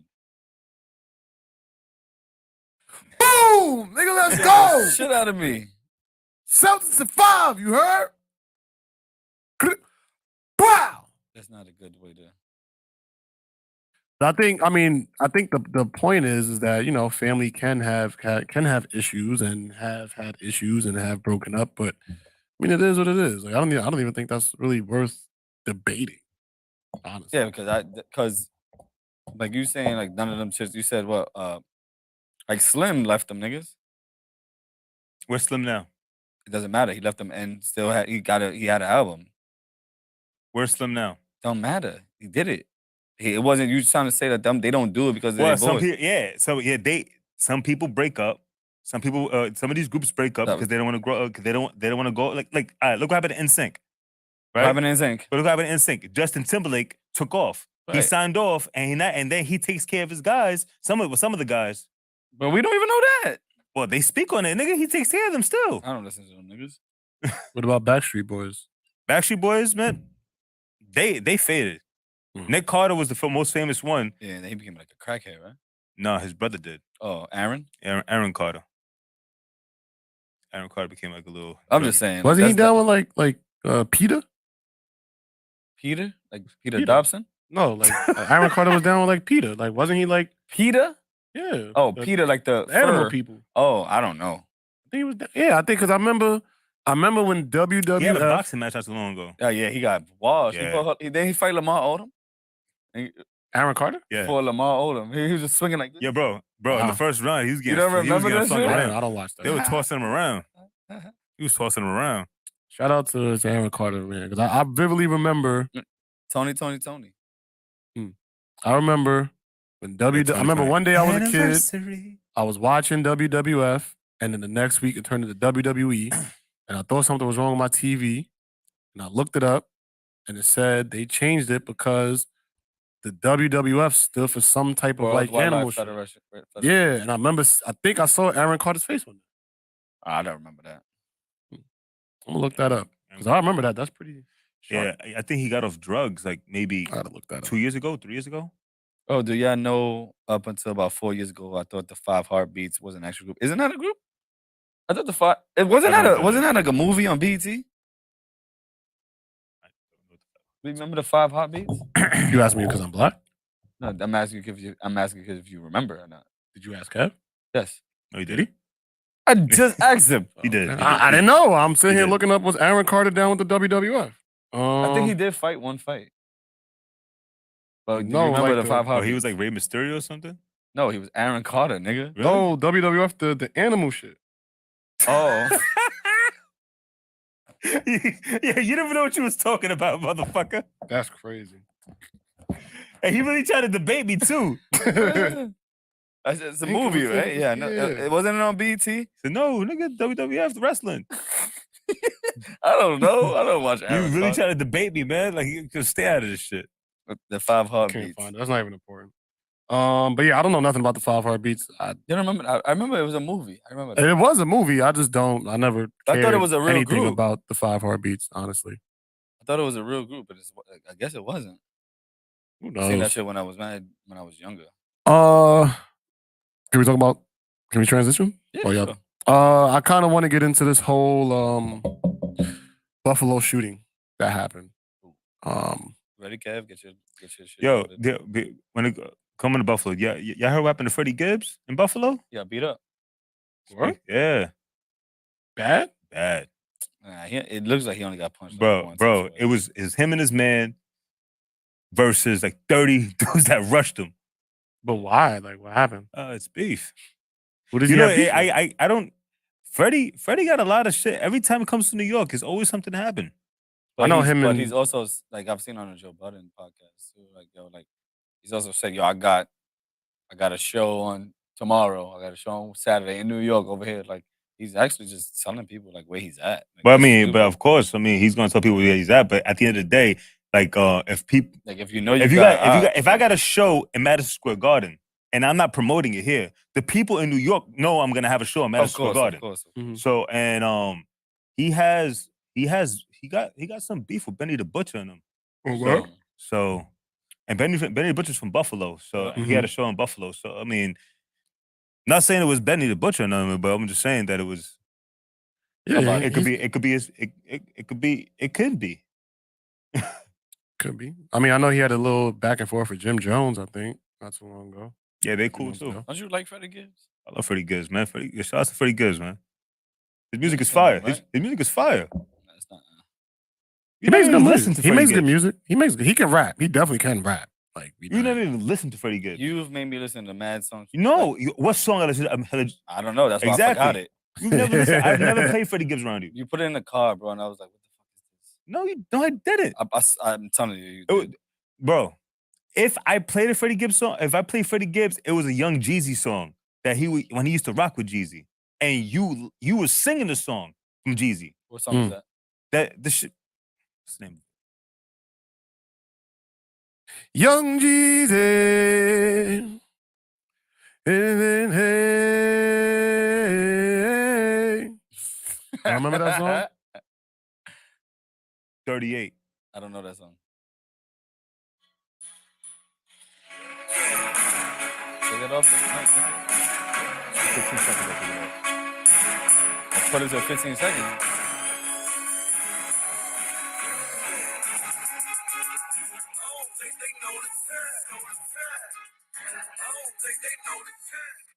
I don't think I know that song. I've never heard that song. Exactly. The song is fire. That's not one of his. That's not one of his hits, though. No, it's Jeezy's song. Oh, okay. I don't even know that song.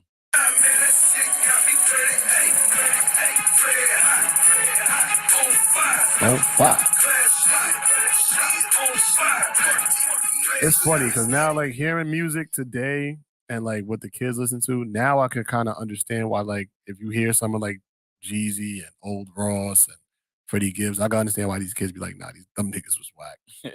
Them niggas was whack.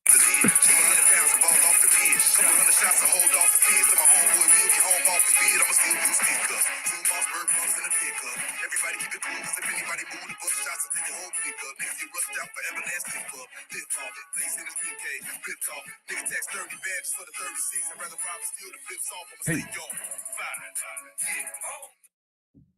I've never heard that song. That's the only song I ever played.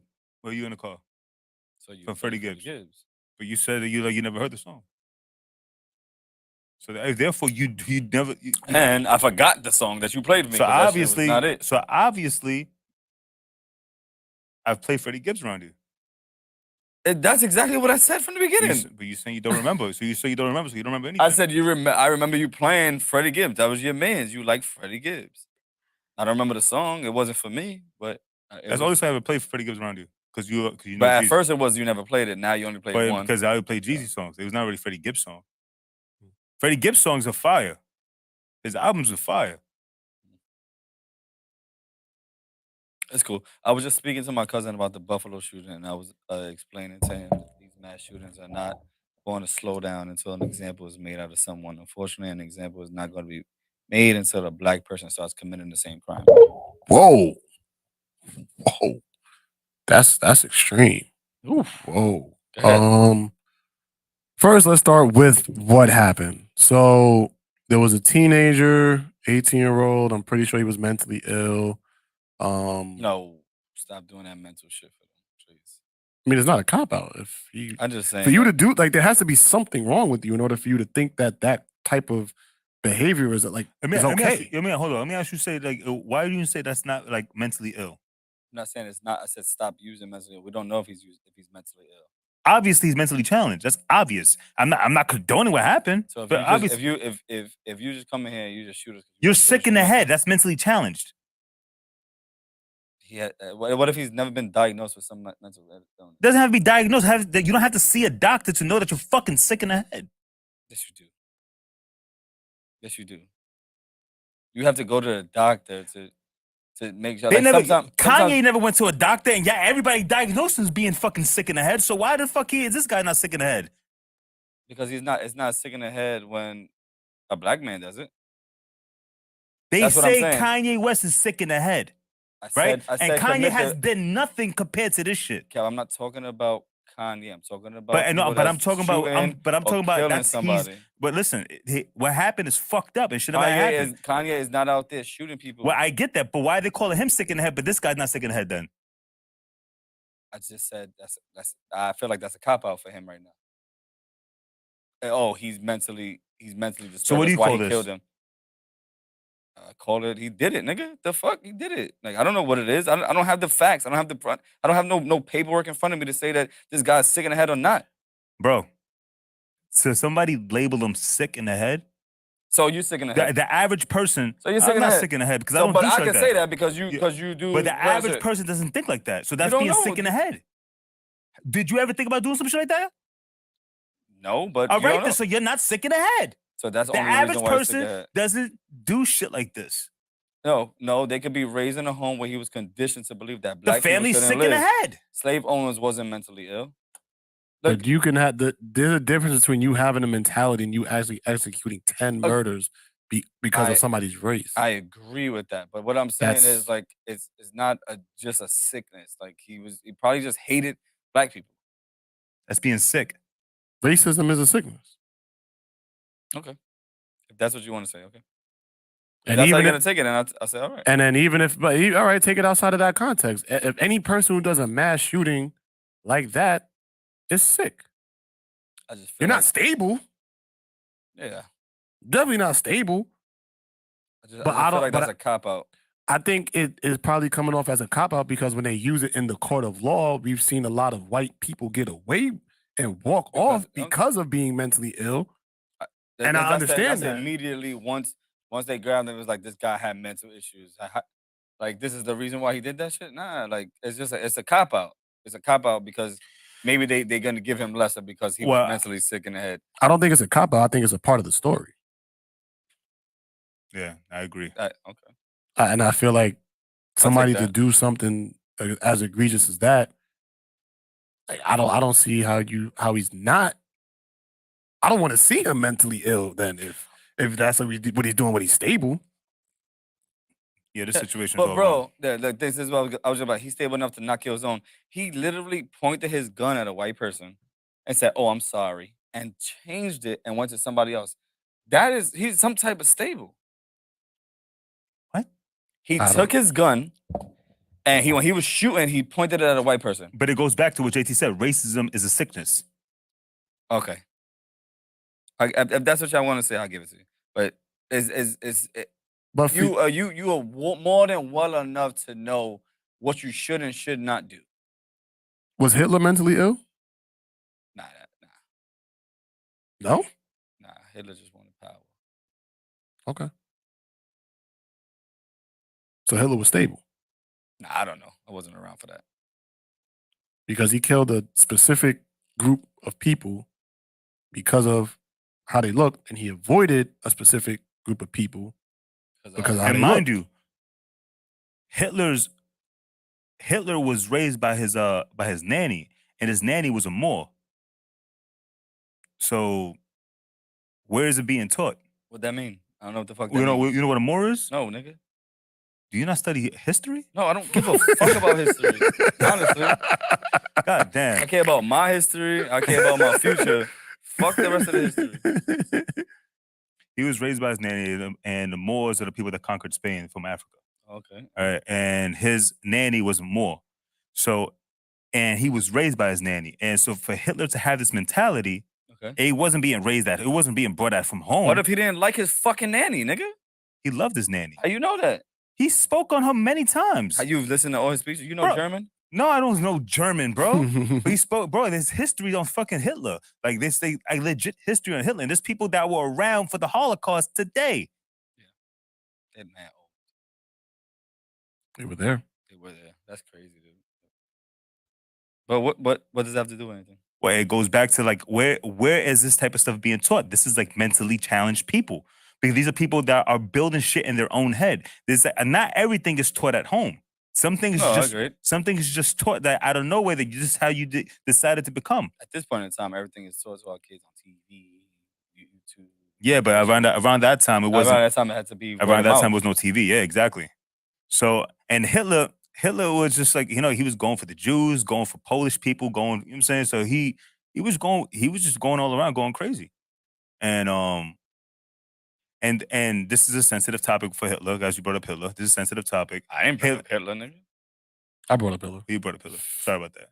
So, I mean, it's a sensitive topic about Hitler, but because of Hitler, the Germans have the best surgeons in the world, right? Because of what he did, which is kind of fucked up, but he was cutting people open alive, you know, and, you know, reorchestrated their organs, stuff like that, and seeing how the organ works.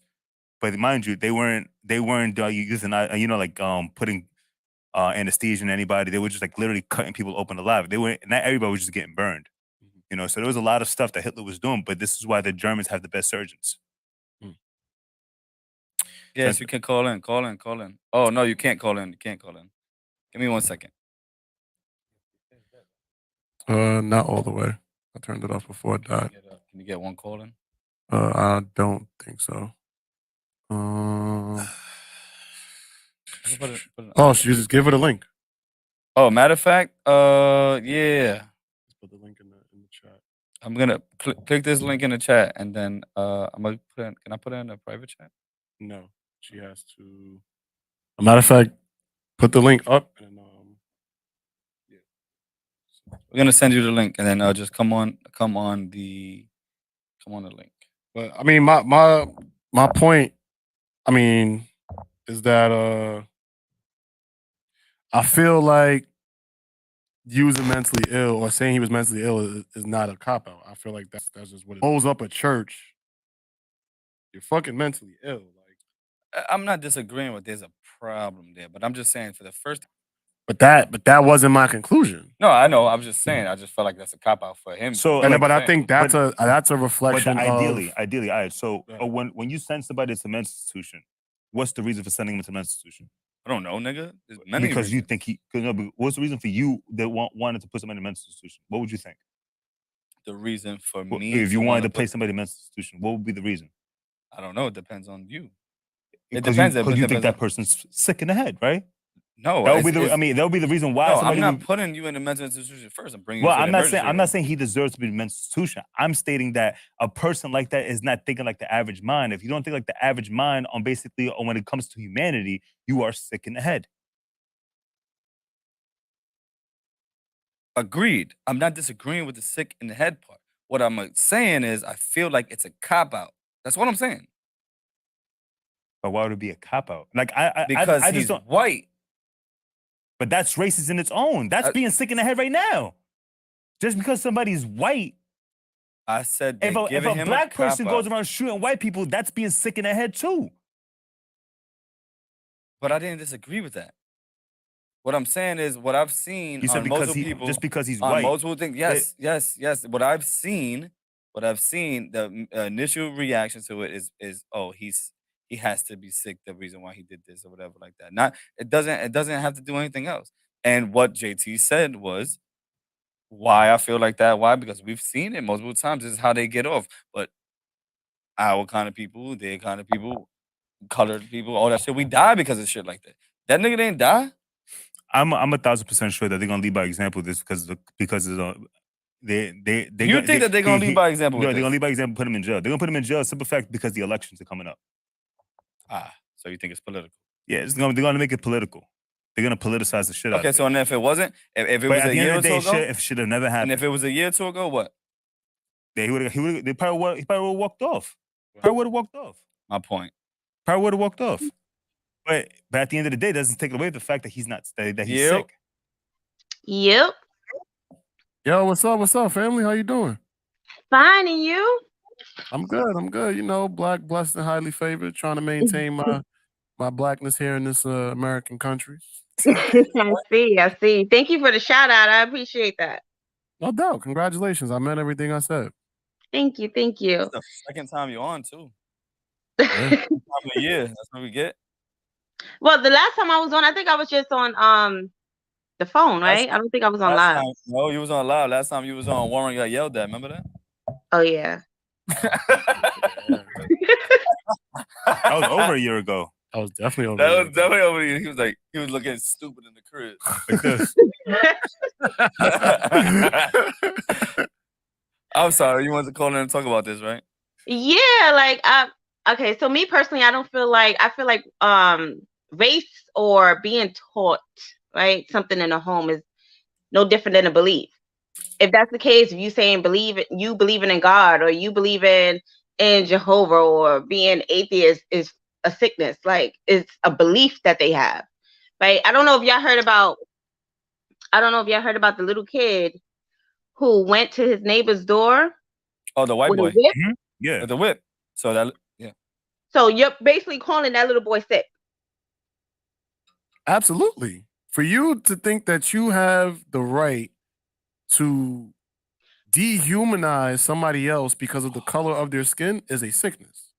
But he was taught that, just like we was taught not to do something like that, he was taught to do it. So it doesn't mean that it's a sickness. It's just that his mind is conditioned in a way that.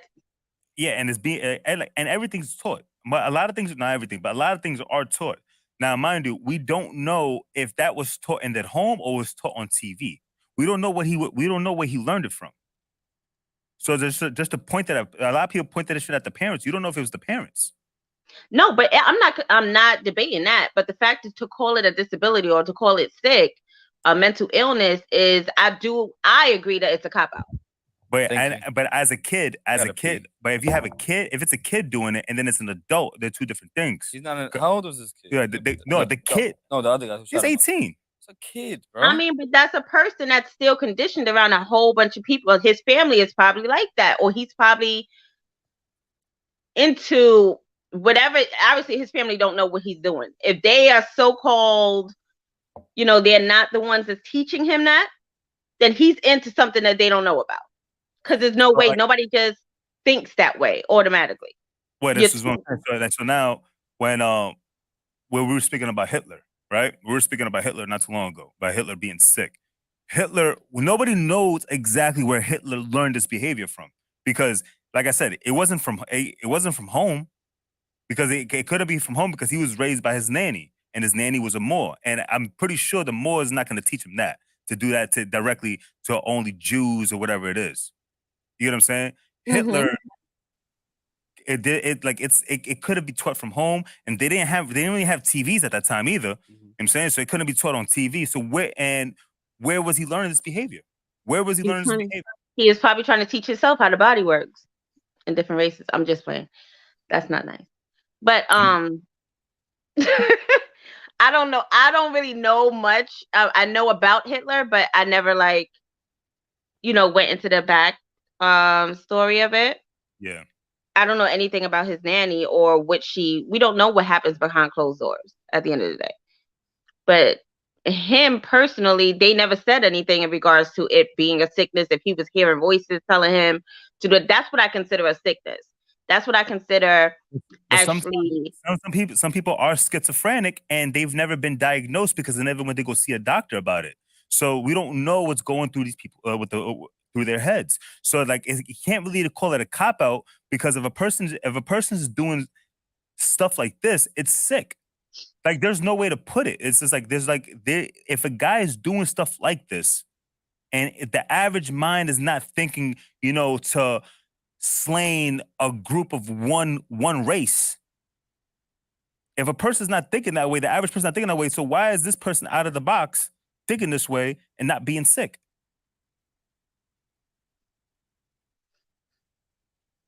I can't answer that question, but I can't answer why, he thinks the way he thinks, or if him thinking outside of the box consider him considers him sick. I don't think that does, just because you're not average. Who determines what is average? The average mind is a group. The average people are the group of people that don't think about slaying a bunch of people of one race or even people in general. Like you said, we don't know what people are schizophrenic. We don't know what people think about. So how do we know the average person doesn't think about slaying somebody and just doesn't do it? That's the difference. The people who act on it are the ones that are sick. That's it. That like, I don't even. Is that like? Can that be an impulsive disorder or something like that? Like, is such an abnormal behavior, and it's such an anomaly to want to harm people in this type of manner and live stream this for people to see. There's no way in the world this person can be considered stable. To me, I just can't. And even when you get to the backstory of the kid, they said like he was even doing stuff in school that gave people red alerts. Like, I think he wrote about doing this in school as a part of a project. Something to that degree. And it's like, if you have a series of this type of behavior, not to this extreme of the last one he did, but of where like you clearly want to harm or wouldn't mind harming Black people, to me, that's sick. You're sick. That's fine. That's fine, right? Even if we take that into consideration, right? Only thing I said was I just feel like the first initial shit that comes out of their mouth is he's sick. It's just that's why I feel like it's a cop out. Because if it was there was an article that somebody like he had nigger written on a gun, right? Mm-hmm. And there was an article that came out where the girl basically stated that recently there was a mass shooting of some white people somewhere. I don't know where it was. I didn't get it too much into that because I didn't care about that part. Not that I don't care, but it was irrelevant to this story. But she stated that he wrote one of the names of the victims on the gun when clearly in the picture it stated nigger. It wasn't a name. It said nigger on it. So I feel like when you say that somebody is sick for doing something like that, it is kind of a cop out. It's giving them an excuse to get off. So because if he wrote stories about this a long time ago, why didn't the guidance counselors pick it up? So what would you call it? I would just call it the way he was conditioned. Just like the way I'm conditioned is not to hurt people. But I was raised Catholic. I don't believe in hurting people. So that's how I was conditioned. I'm pretty sure if my grandmother raised me to cut people open and do all type of shit, I'll be doing that too. But it doesn't make me sick. It's just what I was raised at home. You talking about conditions being raised at home. Uh-huh. So, but it goes back to what I was saying. Like, who knows where? We don't know. Right. Who taught him this? You don't know if it was family. His family is like all Catholics and Christians, and they God first, and they don't want to bring harm on anybody. But he wanted to think outside the box. That's the same way. He learned it from somewhere. Like some people just hit. Like I said, like we were talking about. Some people are schizophrenic and never been diagnosed being schizophrenic because they never went to see a doctor behind that. So some people are just sick. So and that's what I was talking about with Kanye, because people call Kanye sick in the head, but Kanye has done nothing compared to this to be sick in the head. But Kanye, and you did say that he never seen a doctor. He actually did see a doctor to confirm that he was sick. So he had depression and stuff. So that's totally different. He was able to see a doctor and actually get diagnosed. But I think that was at the latter part of his career. Like even in during his Rockefeller days and on his come up too, when he's done like ever since his mom passed away, I think that's when people started saying like, okay, he's wilding out, whatever. And at that time, he wasn't diagnosed with anything, and people were calling him crazy. Yeah. Well, so usually a lot of times, it could have been something else as well, because a lot of times when you do have mental issues, such as you said, it's not surfaced until that one trigger comes to a head. So his mother could have been that trigger that actually made him start wilding out even more than normal. And that's when everybody else started noticing it. I'm pretty sure people close to him noticed it a long time ago, but they thought that it was just him. All right. And then when it started hitting the mass media, the public opinion was that he's crazy. People were saying he needs to see a shrink. But my thing about I think it's the whole too late thing for him to is, see a shrink. whatever. Fuck him. My whole thing is about this. Like, I just don't like the first thing that when people talk about this guy, it's just he was mentally ill. Like he did it. That was a like a terrorist act, if that's what they want to say now, or like a domestic terrorist act. Like he killed minority people. He literally looked at his white brethren in the face and said, "Oh, I'm sorry, I'm not." Man, So moved around and killed somebody else. Like it's different, man. That's why I feel like it's a cop out, and that's okay. So That's to what finalize I feel. To finalize it, right? So what do you call him for you to be official? What do you call that guy right now? I don't know yet. I gotta still read. I still gotta do that. So did you watch what happened? Did I watch what happened? Did you watch the whole the listings of people that he killed? Did you the whole backstory already, right? No, I know certain stuff. I don't know. So from what you know, what would you call this? I don't know. I still have. I think that he should just. So you say that there's a chance of him being normal? No, not a chance. I'm not saying that he's not sick. What I'm saying is it's a cop out. Because if a black person did this or a Spanish person did this, it would be different. He'll be sick too. He would have been dead. But at the end of the day, he'll be sick too. They was not talking about no And sickness you don't know, after we dead. Bro, there's been black murderers that go into fucking white churches doing the same shit. When? In fucking Texas. When? Bro, 2 years ago. Look this shit up. Look it up. Look at, bro, you have a computer. But all I'm saying is this. Like there's it's what fits narratives. Of course. Right? It's what they will put out there. This shit is all wrong in general. Of Nobody's life should be taken in that form at all. And nobody's life should be taken in general. Nobody's life should be taken. But at the end of the day, no. Oh, you're looking over here. So at the end of the day, these things should not be happening. Agreed. Right? It should not be happening, but it happened. Right? So, and for a person to, from my opinion, for a person to do that, he should be handled accordingly, right? By the street or the court system, right? Handled accordingly, right? Okay. So he should be handled accordingly. He should be handled to a mental institution because it's already too late to be diagnosed crazy, right? He is sick in the head, though, for sure. For sure. Because the normal mind doesn't think this way. And I think, from what I'm taking away is saying that it's a cop-out is a reflection of us seeing people do these type of things. Like I said before, they walk. I'm constantly getting away with it. They're labeled crazy. But what I was trying to say is that I wasn't even talking about the judicial system at all. I'm just talking about the act itself. To me, I think the person is sick to do something like that. Oh, yes. But I don't think you're wrong when you say, had this same situation been a black kid in the supermarket doing this to white people, that he would walk out to tell the story. I don't think that would be the case. But then you have situations like you brought up where black people have done similar things and they're in prison for that. And that's what I wanted to ask. What actually happened to the black guy that did that? Because I didn't hear about that either. He went to jail. How many years did he get? I don't know. What was this? What was it? I'm sorry. How fast was he? Either, because then you could go case for case, and it's like I don't think we're gonna get anything from that. But what I do want to focus on is I just want to know in regards to the treatment.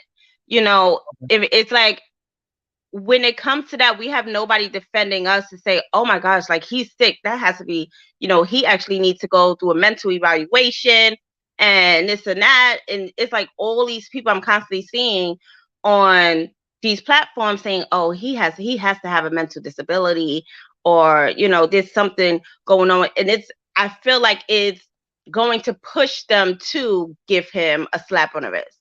And you are right. It probably does come from me actually seeing them get off with that mental insanity shit. And I also think it's trauma from us dealing with that, where as soon as we hear it, we get defensive because of that. And then also at the same time, it's media manipulation as well. Because sorry, but like, it's like at this point in time, it's like regular. Like I'm not even I don't. It doesn't even catch me as a surprise anymore if they say, "Yo, he's good or he's not good. He's off or he's not off." I'm not surprised anymore because they use those type of wordage and verbiage, and only reason why I know this, right? Because like my case that I just got through, whatever, like that. Simple verbiage changes a whole thing. Absolutely. And they and all this because of this one thing that he's doing. Or he's mental changes a whole lot in the sentence, in years, and everything like that. And it's just different, and it's 100% not fair. Of course. But like I was saying, like it can also be media manipulation. Like the way the media portrays white killers like this, and the way the media portrays black people who do similar acts will be different. Like that's just the media. That's how the media spins things. Yeah. So it's like, but that also factors into why this is a traumatic thing for us to deal with, because we've seen them do it and walk away.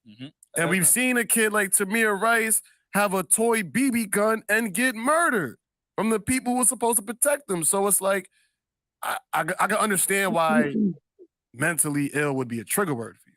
It's a trigger word for me as well. You want to know why it's a real trigger word for me? And I'm just going to be honest, because I'm mentally ill sometimes. I've sat down and talked to you and cried to you, vice versa to both of y'all. Like, I've sat down and said, like, I went through my own problems of my mental, and I've never thought about doing something like that.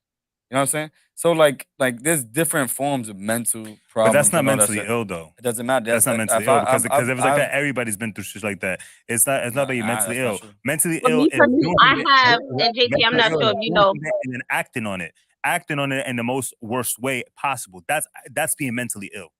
Mental. You have your mental. No. You got your acting mental on problems. it. Acting on it is being mentally So ill. only the act is the ill part. So you could be mental, but you got to be ill for the act. I have a question for you. So, like, I'm asking that. I'm not sure how often it happens now in New York, because I've been out of New York for a while, right? But when I was younger, the gang violence was at a top high, right? And it was constantly people getting shot. Like, they going to neighborhoods shooting each other. Like, they would go get revenge, go to somebody else's neighborhood and shoot them. You call that a mental illness? Kev? Going to you talking about, like, can you repeat that, please? Gang violence. Okay. Do you call that mental illness? Gang violence? Yeah. Yeah. But I've never heard that term used for gang violence before, as somebody sick in the head. But no, but it goes.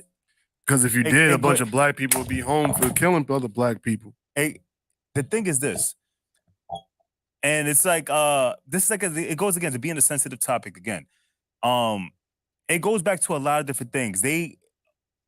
Black and brown people can't be called certain things because it doesn't fit the agenda of it. So it's like saying black people can't be racist, right? People say black people can't be racist. In all actuality, being realistic, black people can be racist. Yeah, I agree with that. Brown people could be racist. Asians could be racist. Everybody's racist. Right? Everybody's racist. I know black people are racist, unfortunately. They say black people can only be prejudiced. They can't be racist, right?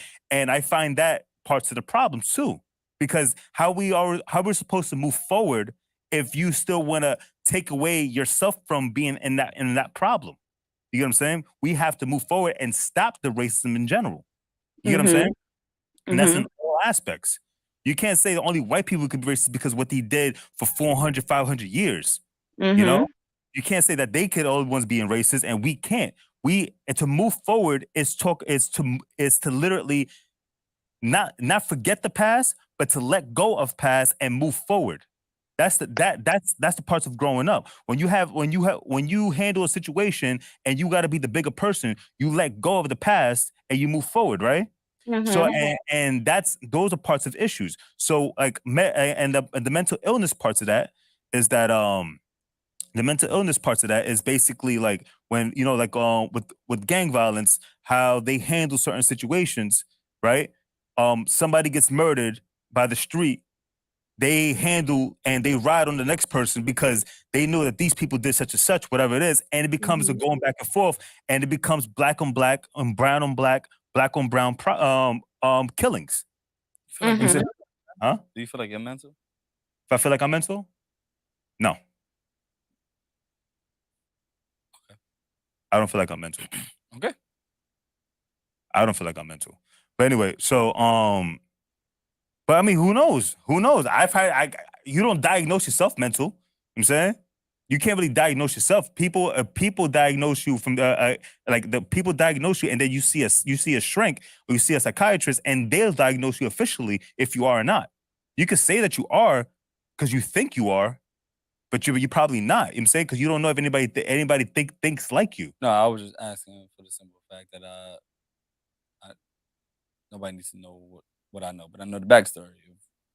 You know what I mean? I was asking. But with the end of the gang shit, you know what I'm saying? So I was asking if you feel like you're mental. No, I mean, like, listen, I don't think I'm mental. Okay, that's all I wanted to know. I didn't want to go into the crux of it. You know what I mean? I just wanted to ask you a I don't think I'm mental, but that becomes parts of the issues that people keep doing. People keep going back and forth, and it becomes never-ending beef on black and brown on black and brown, and it becomes never-ending. You know what I'm saying? So, and for people not knowing how to let go of their ego and going the above an extreme side of it, it's signs of mental illness. You know what I'm saying? Because if you know how to act on emotion instead of acting on your personal character, that is signs of mental illness. Well, I actually think that's more so the beef for beef or tat for tat is acting more so off of emotion as opposed to logic on your mental.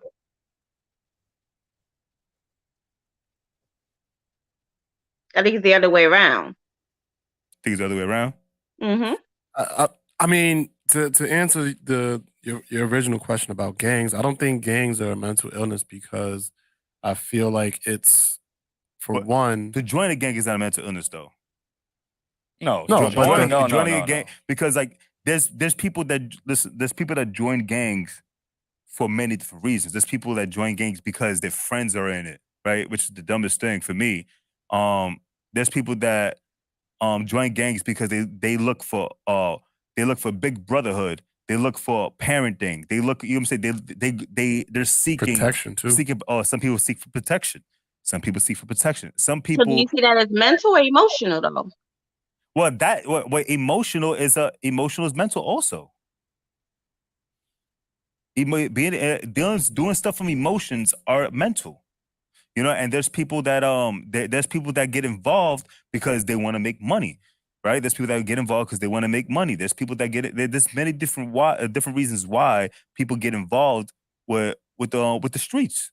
There's many different reasons. It's not. Listen, the gang culture in general is not, honestly, being realistic, is not that bad. It's not bad how they've tried to portray it to be. It's actually a brotherhood, you know, and it's actually a brotherhood. So it's not bad.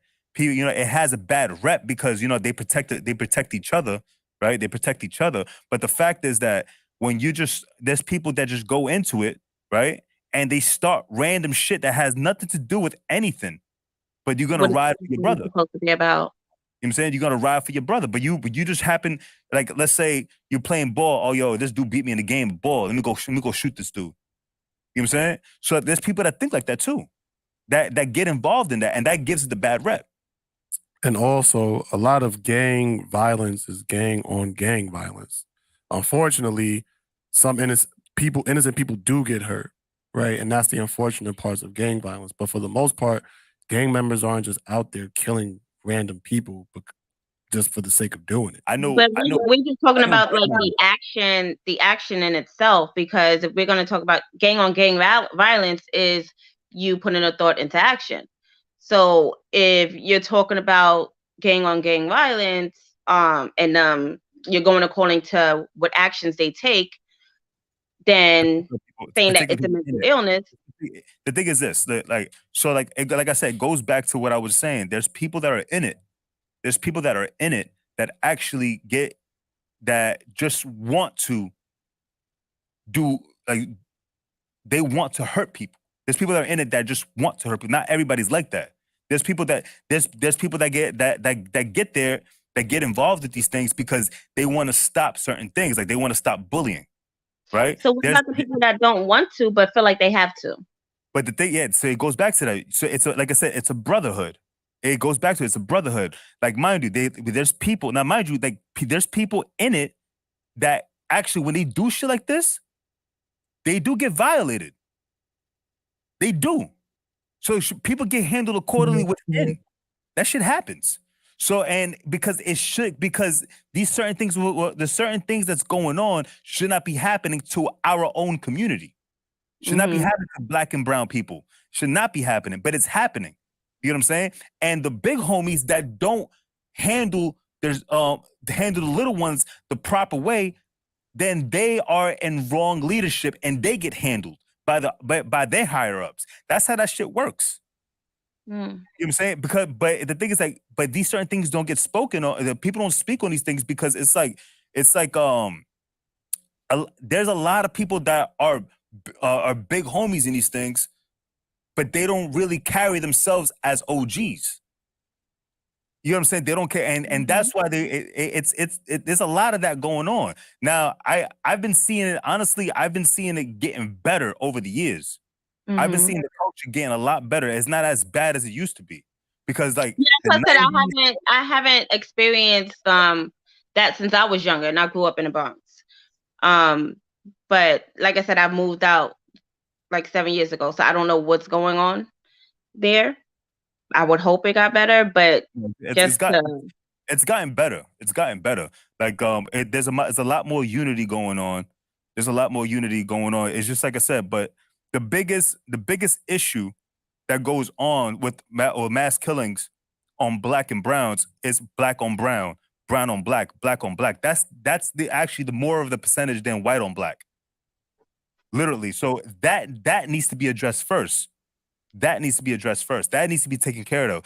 So that's why, like, I spoke on the protests that were going on with BLM and everything, whatever it is. It goes back to that. It goes back to that. Like, they pick and choose who they wanted to support and whose life actually mattered, but they don't speak about the Black lives that died during these protests, and they don't and they don't march for them.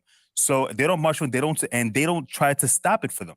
You know, like, they stop whatever they're doing to basically help that person or help that family. You know, it's just kind of like it's too much. I'm not gonna lie to you, we just went down an ill rabbit hole. Yeah, it's too much. But can we say ill or mental for this rabbit hole, Kev? I think they both are considered the same thing, right? Ill and mental. Yeah, both considered the same thing. Mentally ill. Nah, you like what I did there before? Yeah, no, yeah. No, I don't like it anymore though. Because because now we went deep into a rabbit hole. So fuck you. Yeah, I did went in a rabbit hole. Y'all went like in. But no, but like all bad. I have a mental illness myself. I have ADHD. So yeah, see, she's diagnosed with it. No, I promise you, that's an actual diagnosis. Yeah. But I might got that shit too. I found out about it when they diagnosed my son with it. She was telling me all the symptoms. I'm like, oh shit, I got that too. I was like, I do that too. She said, well, it's hereditary. I said, oh shit. Okay. Yeah. That's when I started, seeing someone for it. So listen, my teachers in junior high school and in high school diagnosed me with ADHD. My psychiatrist in high school diagnosed me with ADHD. I never took any medications for that because I felt like it was bullshit. Me too. Right? Mom is honestly, it made me a free thinker, right? I made me a free thinker. I can't actually focus on one thing, and this is why and what I do, work and everything. I multitask a lot, and they say multitasking is like it's not normal. You can't physically multitask. What? I multitask all day. You know, it's literally a fucking proven fact that people can't multitask. You ever watch something in your hand and then it's physically proven that people can't multitask. So, but when they say people with ADHD can multitask. I can multitask. You know how many times I get in trouble? The reason why, like, shorty be like, whoever be talking to me, I be like, yo, no. I be like, I be watching TV. What I said, You said, and I say exactly back. She's like, how the fuck do you do that? Like, I can multitask like crazy. So you might have ADHD. I do, nigga. I do. But I'm you're self-diagnosing. I don't. So you can't say you're mentally ill with this. So you have the ADHD, the mental illness. I never said that. I said I might have it. You say you do have it. I do have it because I might have it. I have definitely taken the medication, and I tell you that it does make you focus on one particular thing. Like, you know what else makes you focus on one particular thing? Adderall. Yo, you said Adderall? No, mine was on Vyvanse. I mean, it's similar. It's similar. Yeah, but it's similar. Adderall, it just lasts longer. Adderall, if Vyvanse lasts longer, but Adderall is kind of one of those things that you take that shit and it's kind of like, it's just like I'm not gonna. You have a focus on one thing, and you have to finish your task on one thing to go to the next task. Which is like when you have ADHD, you think you start looking at a bunch of different things. That's like I'm already looking at the camera, I see a chair, I see light, and I'm looking at all three things, and I'm trying to navigate these three things at one time. That's have ADHD. Nah, no funny shit. I take Adderall. The shit didn't do nothing. So you probably need higher doses. But and so But I've also forget it, Mom. Sorry. But yeah, I don't take any of these shits. I don't do any drugs. So I don't take it anymore because it makes me when you're off it makes you really tired and drowsy, and I can't focus like I usually do. You're going through a relapse. Yeah, I can't focus like that.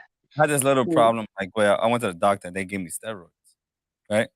Not like steroids to get jacked, but like steroids. And for me to get better, they needed me to take that shit. And it made my body feel super weird. Never took that shit again. I said, fuck it. I'd rather just not be okay. Like, I can't. Like, if that shit doesn't work for me, I'm okay with it. Like, I just rather just deal with every fucking pain in my body than take it and make me feel fucking off. And I knew that's where I was taking shit for my asthma when I was young. I used to have an asthma attack, and I would go to the hospital. First thing they would do is give me steroids. And now I'm running around the emergency room. Hyper as shit. Hyper as shit. And my mother's like, well, how the hell is her asthma going to stop? How the hell is she going to stop wheezing if she's running around? But yeah, it helped. They gave me a steroid. I don't know what it was. All of a sudden, my body just like shut down. It was like they were like, why you feel like that? And I was like, you gave me the fucking medicine. Took it for 2 days, never took it again. They said, you're not taking this? Nope. Don't ever give me that again. Please. Never give it to me again. Oh man. Yeah, I mean, but like I said, how the fuck did we get here though? We went from I'm sorry. No, that's fine. No, of you're course. good. No, No, you're good. great. You're good. But yeah, that's what people with ADHD is all the only ones that can actually physically multitask, because you don't give everything that you're doing around you 100% attention. I don't need to though. Because I can pay attention shut to the it. fuck up being a narcissist, man. It's not about you. It is about me. Fuck. You're literally talking about me. No, I wasn't about you. I was talking about myself. Who's the narcissist? Because I'm I was talking about myself because I'm my experience of it. So who's the narcissist here? You're a narcissist. But anyway, I admit it. So yeah, at least you know it. At least you know it. I appreciate that. You're good. Yes. But yeah, so that's what it comes down to with ADHD. Like I said, I was diagnosed with that back in high school, and I don't really talk about it because I don't take any medicines for it.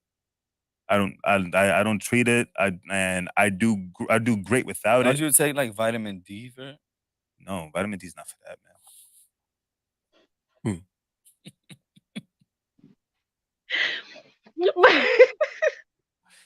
Okay.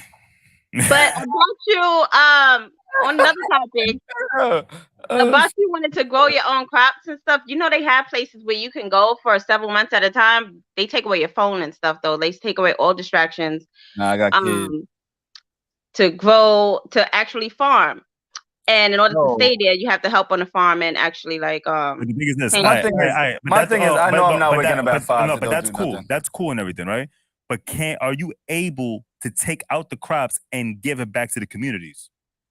That I don't know. They probably because sell it, because the thing is that it goes back to politics that the farmers trade deal was actually revoked by Joe Biden. It was revoked by Joe Biden. So by it being revoked, you cannot be in American soil cropping or farming and give back and sell it to stores or anything. You can't do it. So it's kind of like you're talking about food shortage, but where's but why did you end the farmers trade deal? You know what I'm saying? And you don't want to reinstate the farmers trade deal. I don't understand the stuff that he does. I think we need somebody who understands that perspective to break it down and explain it, because there has to be it has to make sense for them. There has to be a logical reason as to why they would do it, and we probably just can't see it because we don't understand it from our point of view. But maybe somebody on the other side could help us out. Could help break that down, because So anybody out there, if y'all a real Democrat and y'all believe all this shit that he's saying, please hit us up so that you can come up here. I just want to. I want to know. I want something that makes sense, because because the thing about it is that you can say whatever you want and make it sound good, but where are the facts behind it? You know, correct me if I'm wrong. There's a lot of shit you told me, and the only reason why I've ever gotten into politics shit was because of y'all two. To try to understand, and I'm like, and I say, yo, Kev, like, what does that mean? Like, tell me, like, explain to me, like, I'm for, like, what does that mean? I don't know what that means, because I really didn't think about none of that shit like that besides what they tell me, right? So, like, we need somebody to come in here and explain to this as, like, we're for, because, like, and mind you, I don't know if you ever watched like the pod, but everything I spoke about in politics that people thought I was a conspiracy theorist because I was sounding crazy with the shit that's going on, it's happening right now. It's because you have ADHD. Yeah, because I focus on a lot of different things at one time. But that's why that's why I'm able to, like, oh, I got $5. Oh, that's for the bucket. So this is why, like, I don't watch the news, because the news keeps me focused on one thing. I watch the actual, like, Senate meetings. I watch the speeches from every other politician, even from left or the right. I watch everything from these people, and these are like my podcasts that I listen to, and I sit there and listen to these things, and I listen to what they're talking about. This is what I know what's going forward. This is why I spoke about the Enfamil that I spoke about a while ago.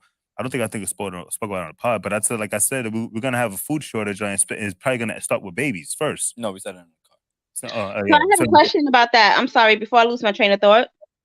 How do you feel about? I don't know if you have seen it. Is a lot of women going online, letting other women know that if they can't find any milk, that they're giving their breast milk. It's your money. Huh? For free? Yeah. Right. Give me that titty milk.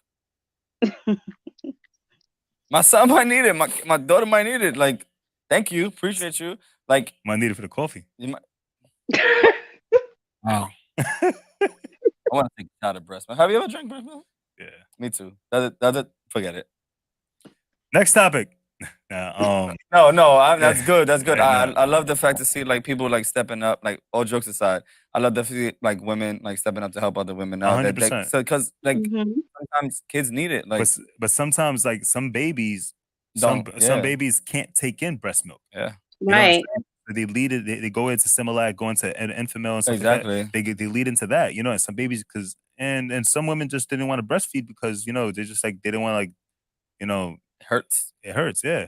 But that happened to go ahead, finish your point. But like, I spoke on this before. Yeah, go ahead.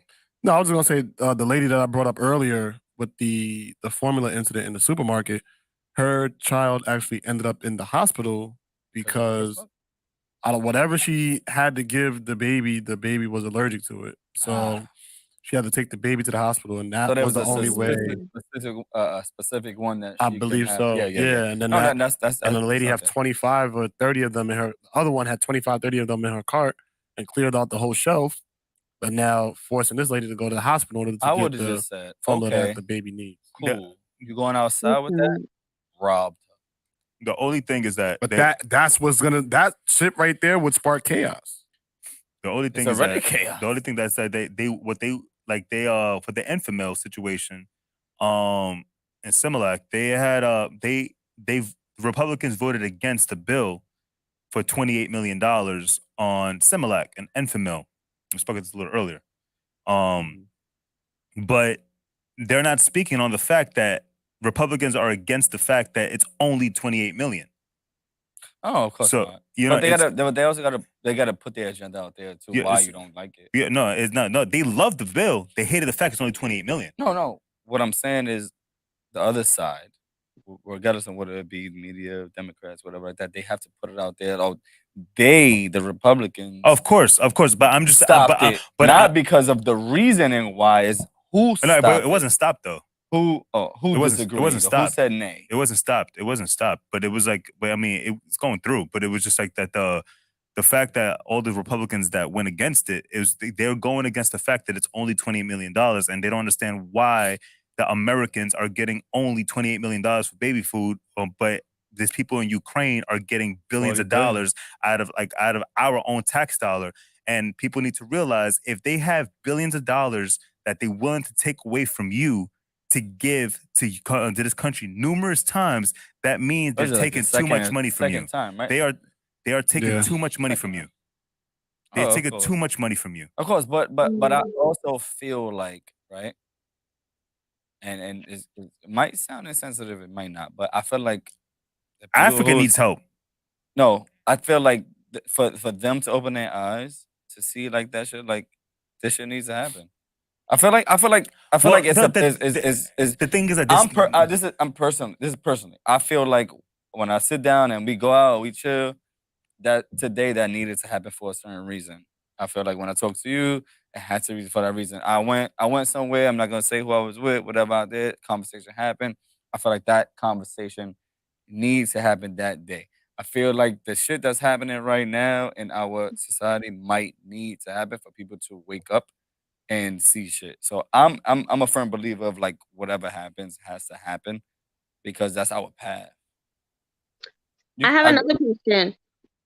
So another topic that you guys spoke on earlier in regards to you laying in bed? Yeah, why not? I had a long week. She's gonna end up falling asleep right on the pod, right? Nah. I'm not. I'm wide awake. I just ain't, There we go. Yeah, because that's my computer screen is on me. But the conversation you guys were having earlier in regards to the food storage and it being a way to control the population, right? So do you feel like they're trying to control the population when they're making abortions illegal? Because if they're making abortions illegal, then it's actually going to end up becoming even more overpopulated. Well, that's the thing though. Like the Republicans, they want to keep population high. They want to keep it, especially the Roe v. Wade. It goes more towards Planned Parenthood. And Planned Parenthood, everybody, if you do the history of Planned Parenthood, the owner, I forgot her name. Her name as well. Huh? It was a white lady, right? Yeah, but the creator of it was a racist woman that literally started this whole thing to take out Black people. So, and this is not. And the conception they have of Planned Parenthood, because as a female, I've been to Planned Parenthood several times, unfortunately. The conception that people have of Planned Parenthood is just like they're only for abortions, right? No, they give you condoms. Huh? The New York City condoms. They give you condoms. No, but they don't only give you condoms. They give you contraception such as birth control. And it's also a safe place for teen females to go to without having to. So are you pro for abortion? I'm pro-choice. Yeah. So are you pro for? So you pro for abortions, right? Mm-hmm. Yeah, that's pro-choice. I know. Yeah, so you pro for abortions, right? So are you pro for abortions up to what month? Up to 12 weeks. Yeah, so you're pro for 4 months. 4 Mm-hmm. months. First trimester, Right. definitely. 4 months. Because New York is 5 months, right? New York is 5 months, maybe 6 months. It depends. and also that in New York, I mean not New York, but like they're pushing for some states right now. I think Maryland's is like the first one right now. That they're pushing for 28 days after the baby was born to be aborted.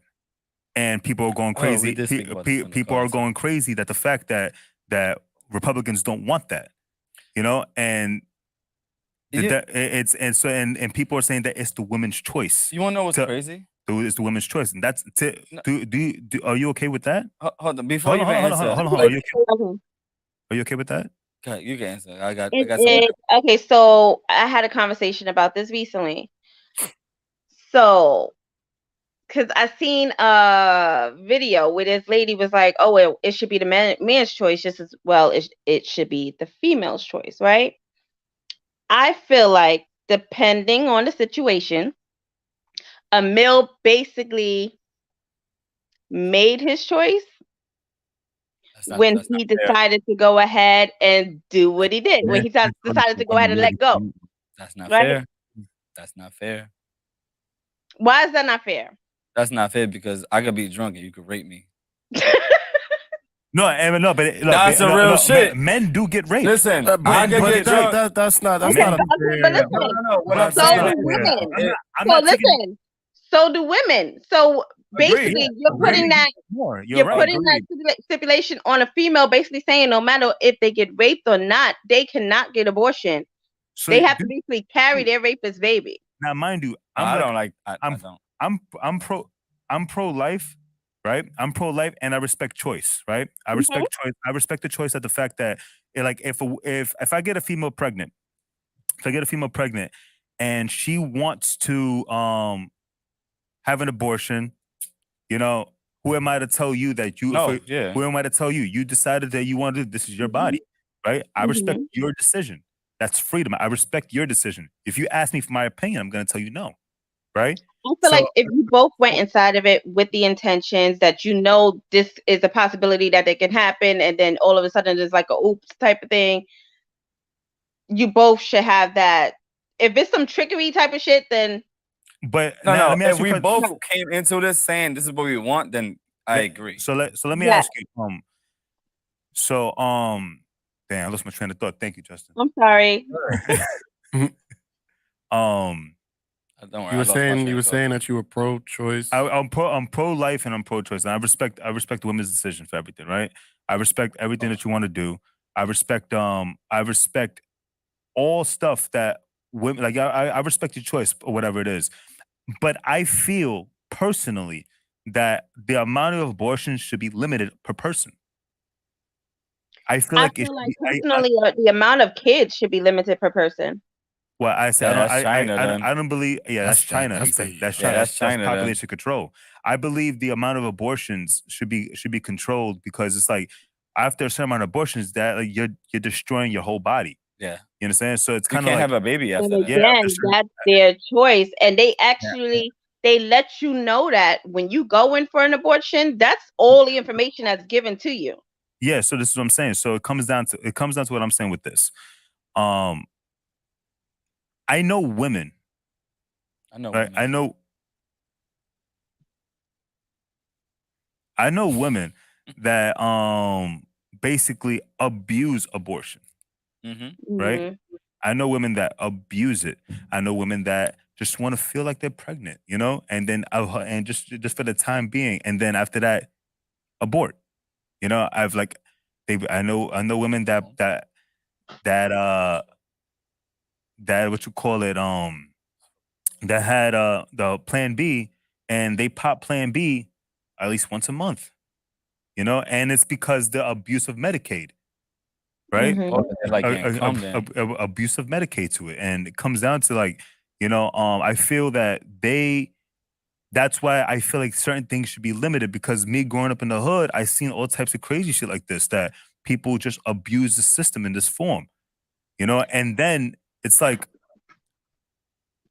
You like if you had like let's say if you go back to you had 25 abortions. It's kind of like you can't have that many. Can you have that many? Listen, if you lie to your doctor, you would actually have to keep going to several different abortion clinics for them not to know how many you've had, because they keep that on record. And they usually don't do it after a certain amount that you have. But so I was watching this thing, and this lady was like, and she asked her, she was like, "Oh, you pro-choice or you pro whatever like that, right?" And she was like, "I feel like the woman should decide whatever." And then she asked her, she was like, "So like how long?" She said, "I feel like the woman should decide whatever." She said, "After 2 years, the baby was dead." She said, "I feel like the woman should decide whatever she wants." Like there are people out there that just believes that they just like that shit that's best. 28 days, from 28 days to 2 years, like they might not feel like these kids are anything to them. So and that's the problem. I don't feel as if we should be so first of all, I feel like this is like irrelevant topic right now. I'm not talking about in regards to you guys. I'm just talking about overall. I don't feel like this is something that even they should be concerned about. But especially until they are able to control all the kids and force the kids inside the system. These children being abused by parents who were forced to maybe carry a baby that they didn't want in the first place, killed by parents that they were carried by that didn't want them in the first place. All of these crimes is happening because these mothers are having children that probably didn't want these kids in the first place. Yeah, but and we're forcing people to do that to increase that. Can I interject? Yeah, you can. Yeah. So to me, this whole thing is an argument about where do we go from this being about the woman's choice to protecting the child. And I feel like that has been like the biggest debate with this whole abortion thing, because at what point is this about? Now we're talking about protecting children. But when is the child? But that's the whole thing, right? So it's like at some point we have to have the conversation about, all right, we need to protect like the children can't make a choice. Right? We want the child's choice, right? And I feel like that sometimes in these discussions doesn't get brought up enough, because people say it's the woman's choice, it's the woman's choice, it's the woman's choice. Well, at what point are we going to start talking about protecting the children? Yeah. And I think that also has to be a part of the discussion. Mm-hmm. But that was my So when you say that, I'm sorry, because I'm a little lost in regards to where does that fit in regards to the children that's already here that's not being protected, as opposed to the ones that are not, that don't have a heartbeat yet. Can you say that one more time? So where does that fit in regards to the children that are already here in foster homes, being physically, sexually abused, opposed to the ones that don't even have a heartbeat as of yet? Because at the end of the day, you still give the kid a chance. Like, yeah, they may be in the foster homes and maybe dealing with a bunch of traumatic experiences, but there are people who have come from those conditions to be productive citizens and respectable people in our society. Just because And you're then born in those also conditions kids who are getting put inside the ovens and being kept inside basements and being starved to death. Well, that's more of a problem of the system. The foster system. Right. So my thing is, until we get the system under control, we don't need to start controlling what women bring into this world. But I think until we can control that and get that under control, should not even be a topic. I disagree. Because I feel like people would be women would be a lot more okay with bringing children in this world if the system was a little better. I don't know. Hold on. Men too. Hold on. Men too. You are absolutely right. Men too. People in general would be okay with bringing children in this world if we knew that the system was better. No. You know why that's not true? Why Because people will never be satisfied. People will never be satisfied. So that's just being realistic. Every time something good happens, they always find a bad in it. So it's kind of like it's regardless, people will never be satisfied with the situation. So regardless, people are always going to fight, for the situation about the no abortion and abortion thing. It's always going to be a thing. It will always be a thing. It's just what it is. Mm-hmm. People will never be satisfied. It's like when you work out, you go to a gym and you go to the gym and you're looking for yourself, like you're trying to get 6-pack abs, whatever it is. You're never gonna be satisfied because your abs don't look like a certain bodybuilder's body abs, or your abs don't look like your best friend that's fit. Your best friend's that's fit abs. You're never going to be satisfied. Maybe that's for guys, because as long as my stomach fit in my jeans, I'm good. I listen. I got a belly. I I'm good. got the pooper going on. I'm okay. Listen, I'm comfortable. I'm comfortable with my own skin. I took my shirt off during a karaoke and I destroyed JT in it. I mean, it's just kind of like. Yeah, I'm glad you paused because you ain't even believe that. I ain't know what was gonna happen just now. So I kind of like I'm comfortable with my own skin. I'm just saying that people will never be satisfied with anything. They're always gonna find a flaw in something, and they're always gonna find something that they're not comfortable with, and So people you don't guys are not comfortable with abortion at all. Well, no, listen. I'm fine with it. I listen. Like I said, I support the decision. I support the decision. Like I would, if I was a politician, like I wouldn't be out there going crazy, like no, ban abortion. Like, don't ban abortion. No, like that's your choice. It's your choice. I don't care. I personally don't care about it. But if you ask me for my opinion, I'm gonna tell you no, don't do it. You know what I'm saying? Like it's pretty much the same way. I say, listen, if you're pregnant, I gotta deal with the consequences. If you're not, if you want to do it, exactly. It's just like I respect human life. I respect the cycle of life. I respect all that. And I love my kids. But to take away a kid, I personally, in my opinion, this is like to take a kid's life just because he initially may not have a heartbeat, but sometimes in 4 months, you actually they do have a heartbeat. You can sometimes in 4 months. You all right?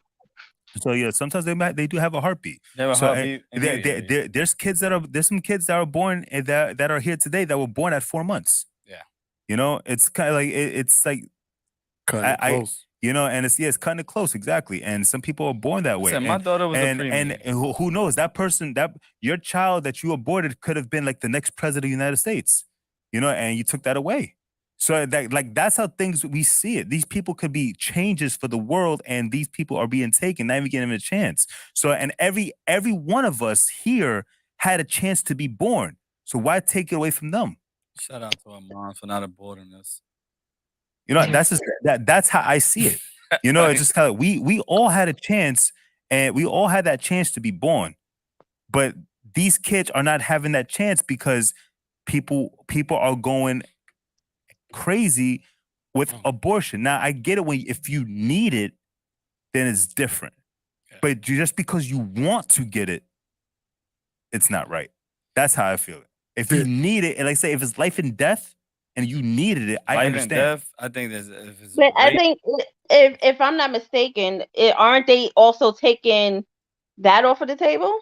Well, like the thing is, initially, what the politicians wanted to do initially when they wanted to take out abortions, they wanted to just take it out of everybody's tax dollar, and you pay for it yourself, right? Like that's what they wanted to just pay for it yourself, because it's something that honestly, like if I'm pro-life and you're pro-choice, why do I have to pay for your abortion?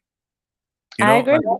So why do I have to pay for that? And that some people just don't, and they went crazy about it. It's just like you should be able to pay for, if you have your own health insurance and you pay into your own health insurance, that should be covering your abortions if you want abortions. But to put it in the American tax dollar, I feel it's not right. That's my opinion. I agree with that. I absolutely agree with that, to be honest. But I haven't lived in any other states. But initially, that's what's supposed to happen. But since people went crazy about this whole abortion thing, so like now they're just like, fuck it, just take it all away. That's just like that's how it happened, because it was like regardless, people are never going to be happy. We're always gonna have people that just want to attack it because nobody likes their stuff being taken away from them. You know, it's because you're so used to a lifestyle. Now it's change.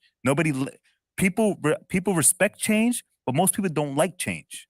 You know what I'm saying? So when change is coming, people feel like that, you know, the world's going to end.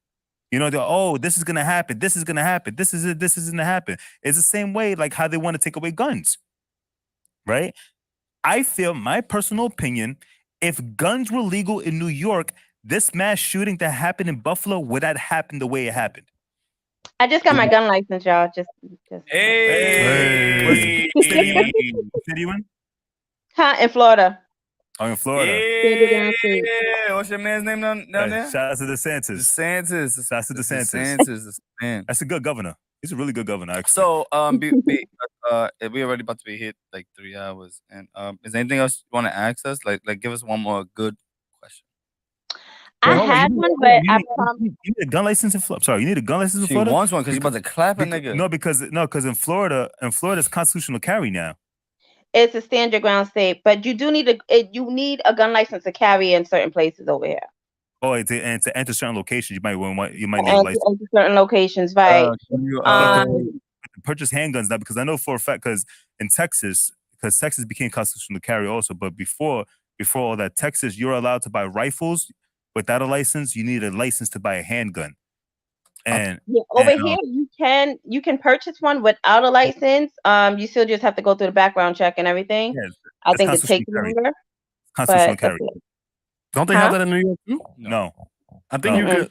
Cop told me. In New York State, you could buy a rifle, and it has to be only a shotgun. You can't buy. That's what I was going to say. Yeah, in New York, it can only be a shotgun, and you have to live upstate New York, right? Yeah, and we have to live upstate New York at least an hour from the city or something like that, or 45 minutes from the city, something like that. And you can have a shotgun, but you can only leave it in your house unless you're going hunting. You can't bring it in the car. What I'm going outside and hunting squirrels. So it's kind of like, but you're able to buy that only. You can't buy an AR. Yeah. So you can't buy none of that. What if I'm hunting squirrels? Same shit. You shotgun. I'm just saying, like shotgun. And in New York, how the pistol license works, that you have to you can only get one type of gun. And so whatever gun that you practice with, that's the type of gun that you're licensed to have. You can So if you practice with a 38, you cannot purchase a 40 caliber. Damn. Well, that's good because I'm saying, but you're so probably that's the only one on here that could probably get a gun over there. And to register for it is like $2,000, right? But it's not promised that you're gonna get approved. And once you don't get approved, you don't get approved to keep your $2,000. That's some dumb shit. Dumb shit, yo. But a gun license in Florida and Texas, stuff like that, was like $50, like $50 to $100, and you just get the license right there. You take your shooting classes, get the license, bam. It was like driving. Yeah, I had to get a certification and then take the class and you get the license. So, But it took me about 2 weeks for the license to come after the background check, but that was fun. I'm about to go. Can I put your address and then we'll talk about it. One more question for y'all. This may seem really sweet. It don't gotta be political. Like you could change it up. Like be whatever you want. Ask any question you want right now. I wrote this inside JT's messages. I don't know if he got to them yet, but have you guys attempted to put like clips of your podcast on like TikTok and Twitter and stuff like that? We're actually starting that now. We're actually putting clips up on TikTok. That's the awesome way to actually build your viewers. Yeah. That was easy. Give us another question. Give us one more. I had so many questions inside the chat earlier. Y'all was like dead ignoring my question. They was in a heated discussion. I could not stop them. Yeah, because he really thought he beat me in a karaoke. Thought. Interesting choice of words. But nah, that's it for now. If I think of anything else, I'm definitely gonna join your next chat. For sure. You know what you need to do? You have to join the Patreon. If you join the Patreon, you could be immediately. We could text us personally, all of us, and you can have input in the show on a day-to-day basis. So okay. Yeah, JT. Look at that right now. I'm gonna send you the information on Facebook. All right, send me the information, And and I I'm send gonna you, get it. send you a hat with my signature. Huh? I send you a hat with my signature. A what? Nobody wants that. Nobody I mean, wants that's not a that. bad idea. Shit, why not? You should All right. start signing our Yeah, stuff. you know what? When y'all like blow up, I can say I know y'all. Yeah, but whose hat you want with a signature on it? We can send you that with a subscription.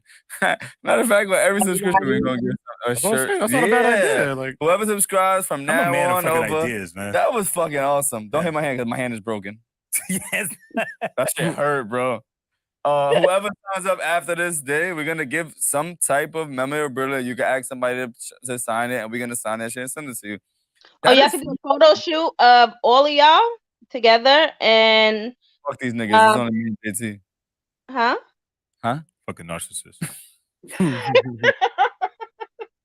I get a picture of me and him. The fact that I'm putting a picture of me and him up tomorrow. The fact that he didn't say JT and I, he said me and JT. That's a narcissist? Yeah, hell yeah. You putting you first. Fuck it.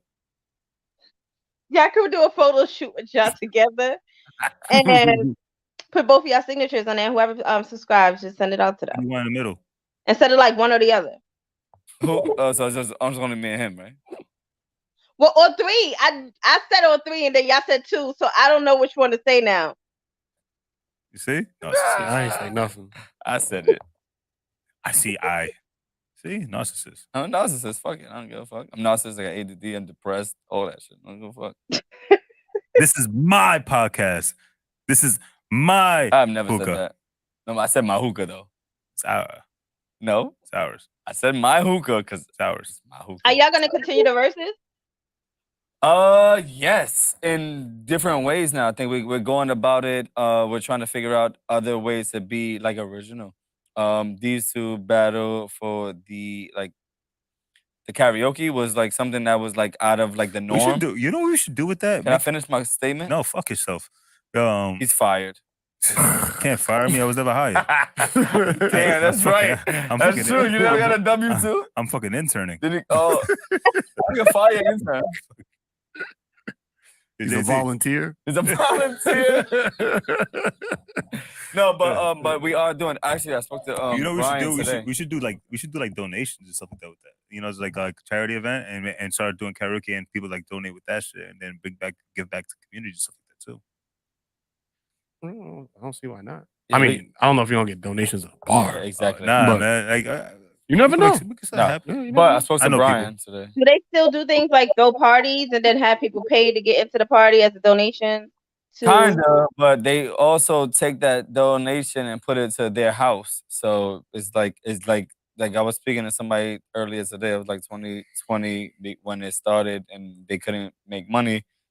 Like everything from then on is like the reason why you don't get free shit or get free drinks or the much as what you used to get before if you was out is because they're trying to make sure they capitalize on everything. So it's hard. You know what I'm saying? It depends on the bar that you're in. Money wise, I understand it.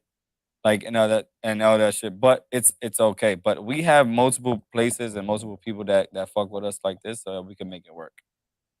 Yeah. I would say an outside party, but that would kind of be hard to get like How's it get what? Like donation, like everybody to donate. Like mandatory donation. Yeah, I want an outside party. It wouldn't be a donation if it was mandatory though. Y'all want an outside party? If y'all want an outside party, we will make an outside party. That's like it. do like a big barbecue this summer. That's what we already hey.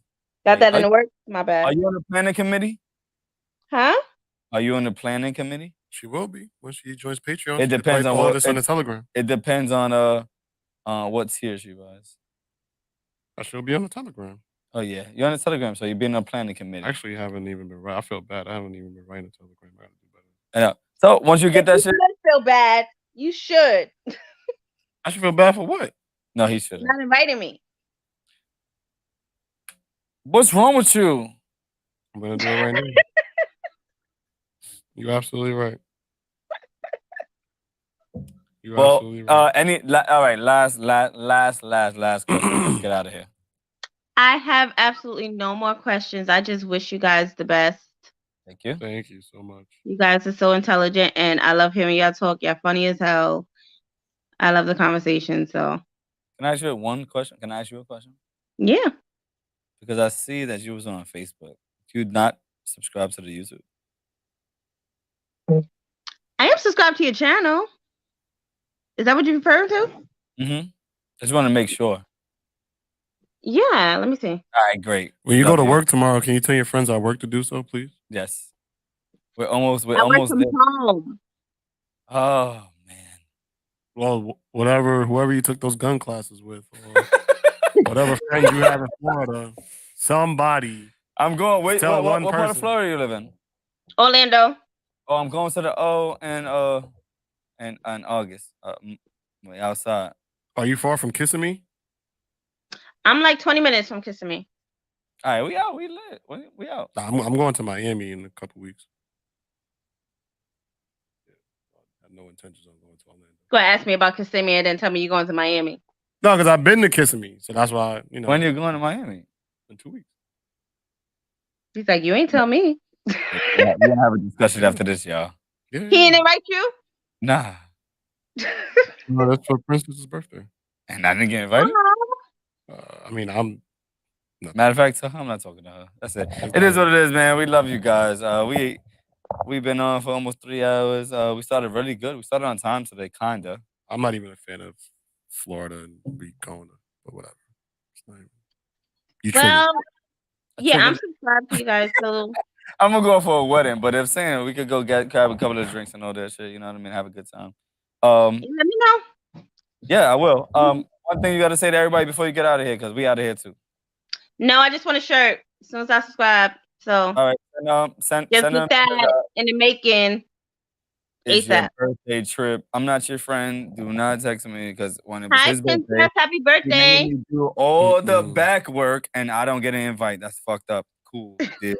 I did all the work to get everybody there at a certain time. Whatever. It's all right. It's all right. Don't talk to me. JT, when are y'all having kids?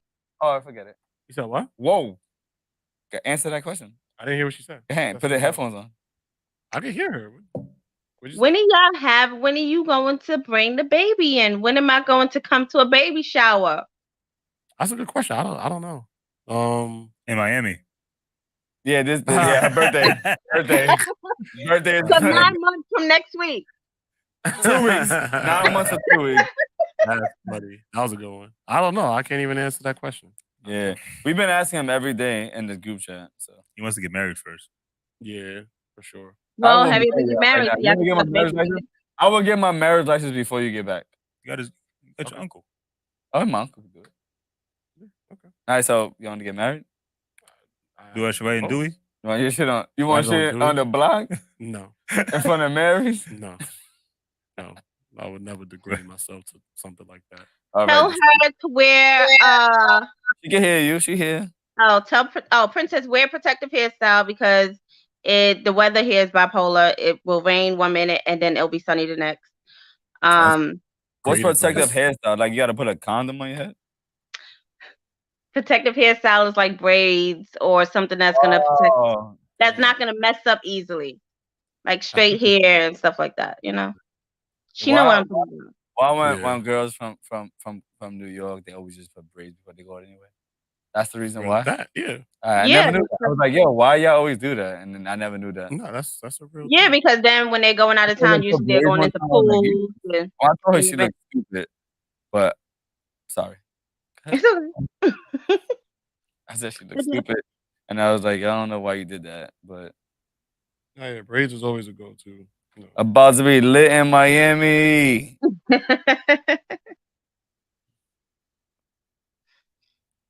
I'm not putting that. What? She said something. I ain't black. What's wrong with her? Damn, that's tough. Yeah, that's like. You wanted to be her friend for her birthday, so go deal with that. I'm not her friend no more. It's over. I'm your friend. All right. What you got? Let's get out of here. Hey, y'all have a good night. Be blessed. All right, good night. Thank you for rocking with us tonight. I Thank appreciate you. You know, you're always welcome anytime you want. Tell Kevin I said what's up, even though he has no idea who I am. I'm pretty sure if he sees your face, he'll remember. Okay. Hopefully. Good night. Good night. Good night. Come on. Good night. Huh? you want to say? We ain't where we want to be, No, my hand hurts. My hand hurts.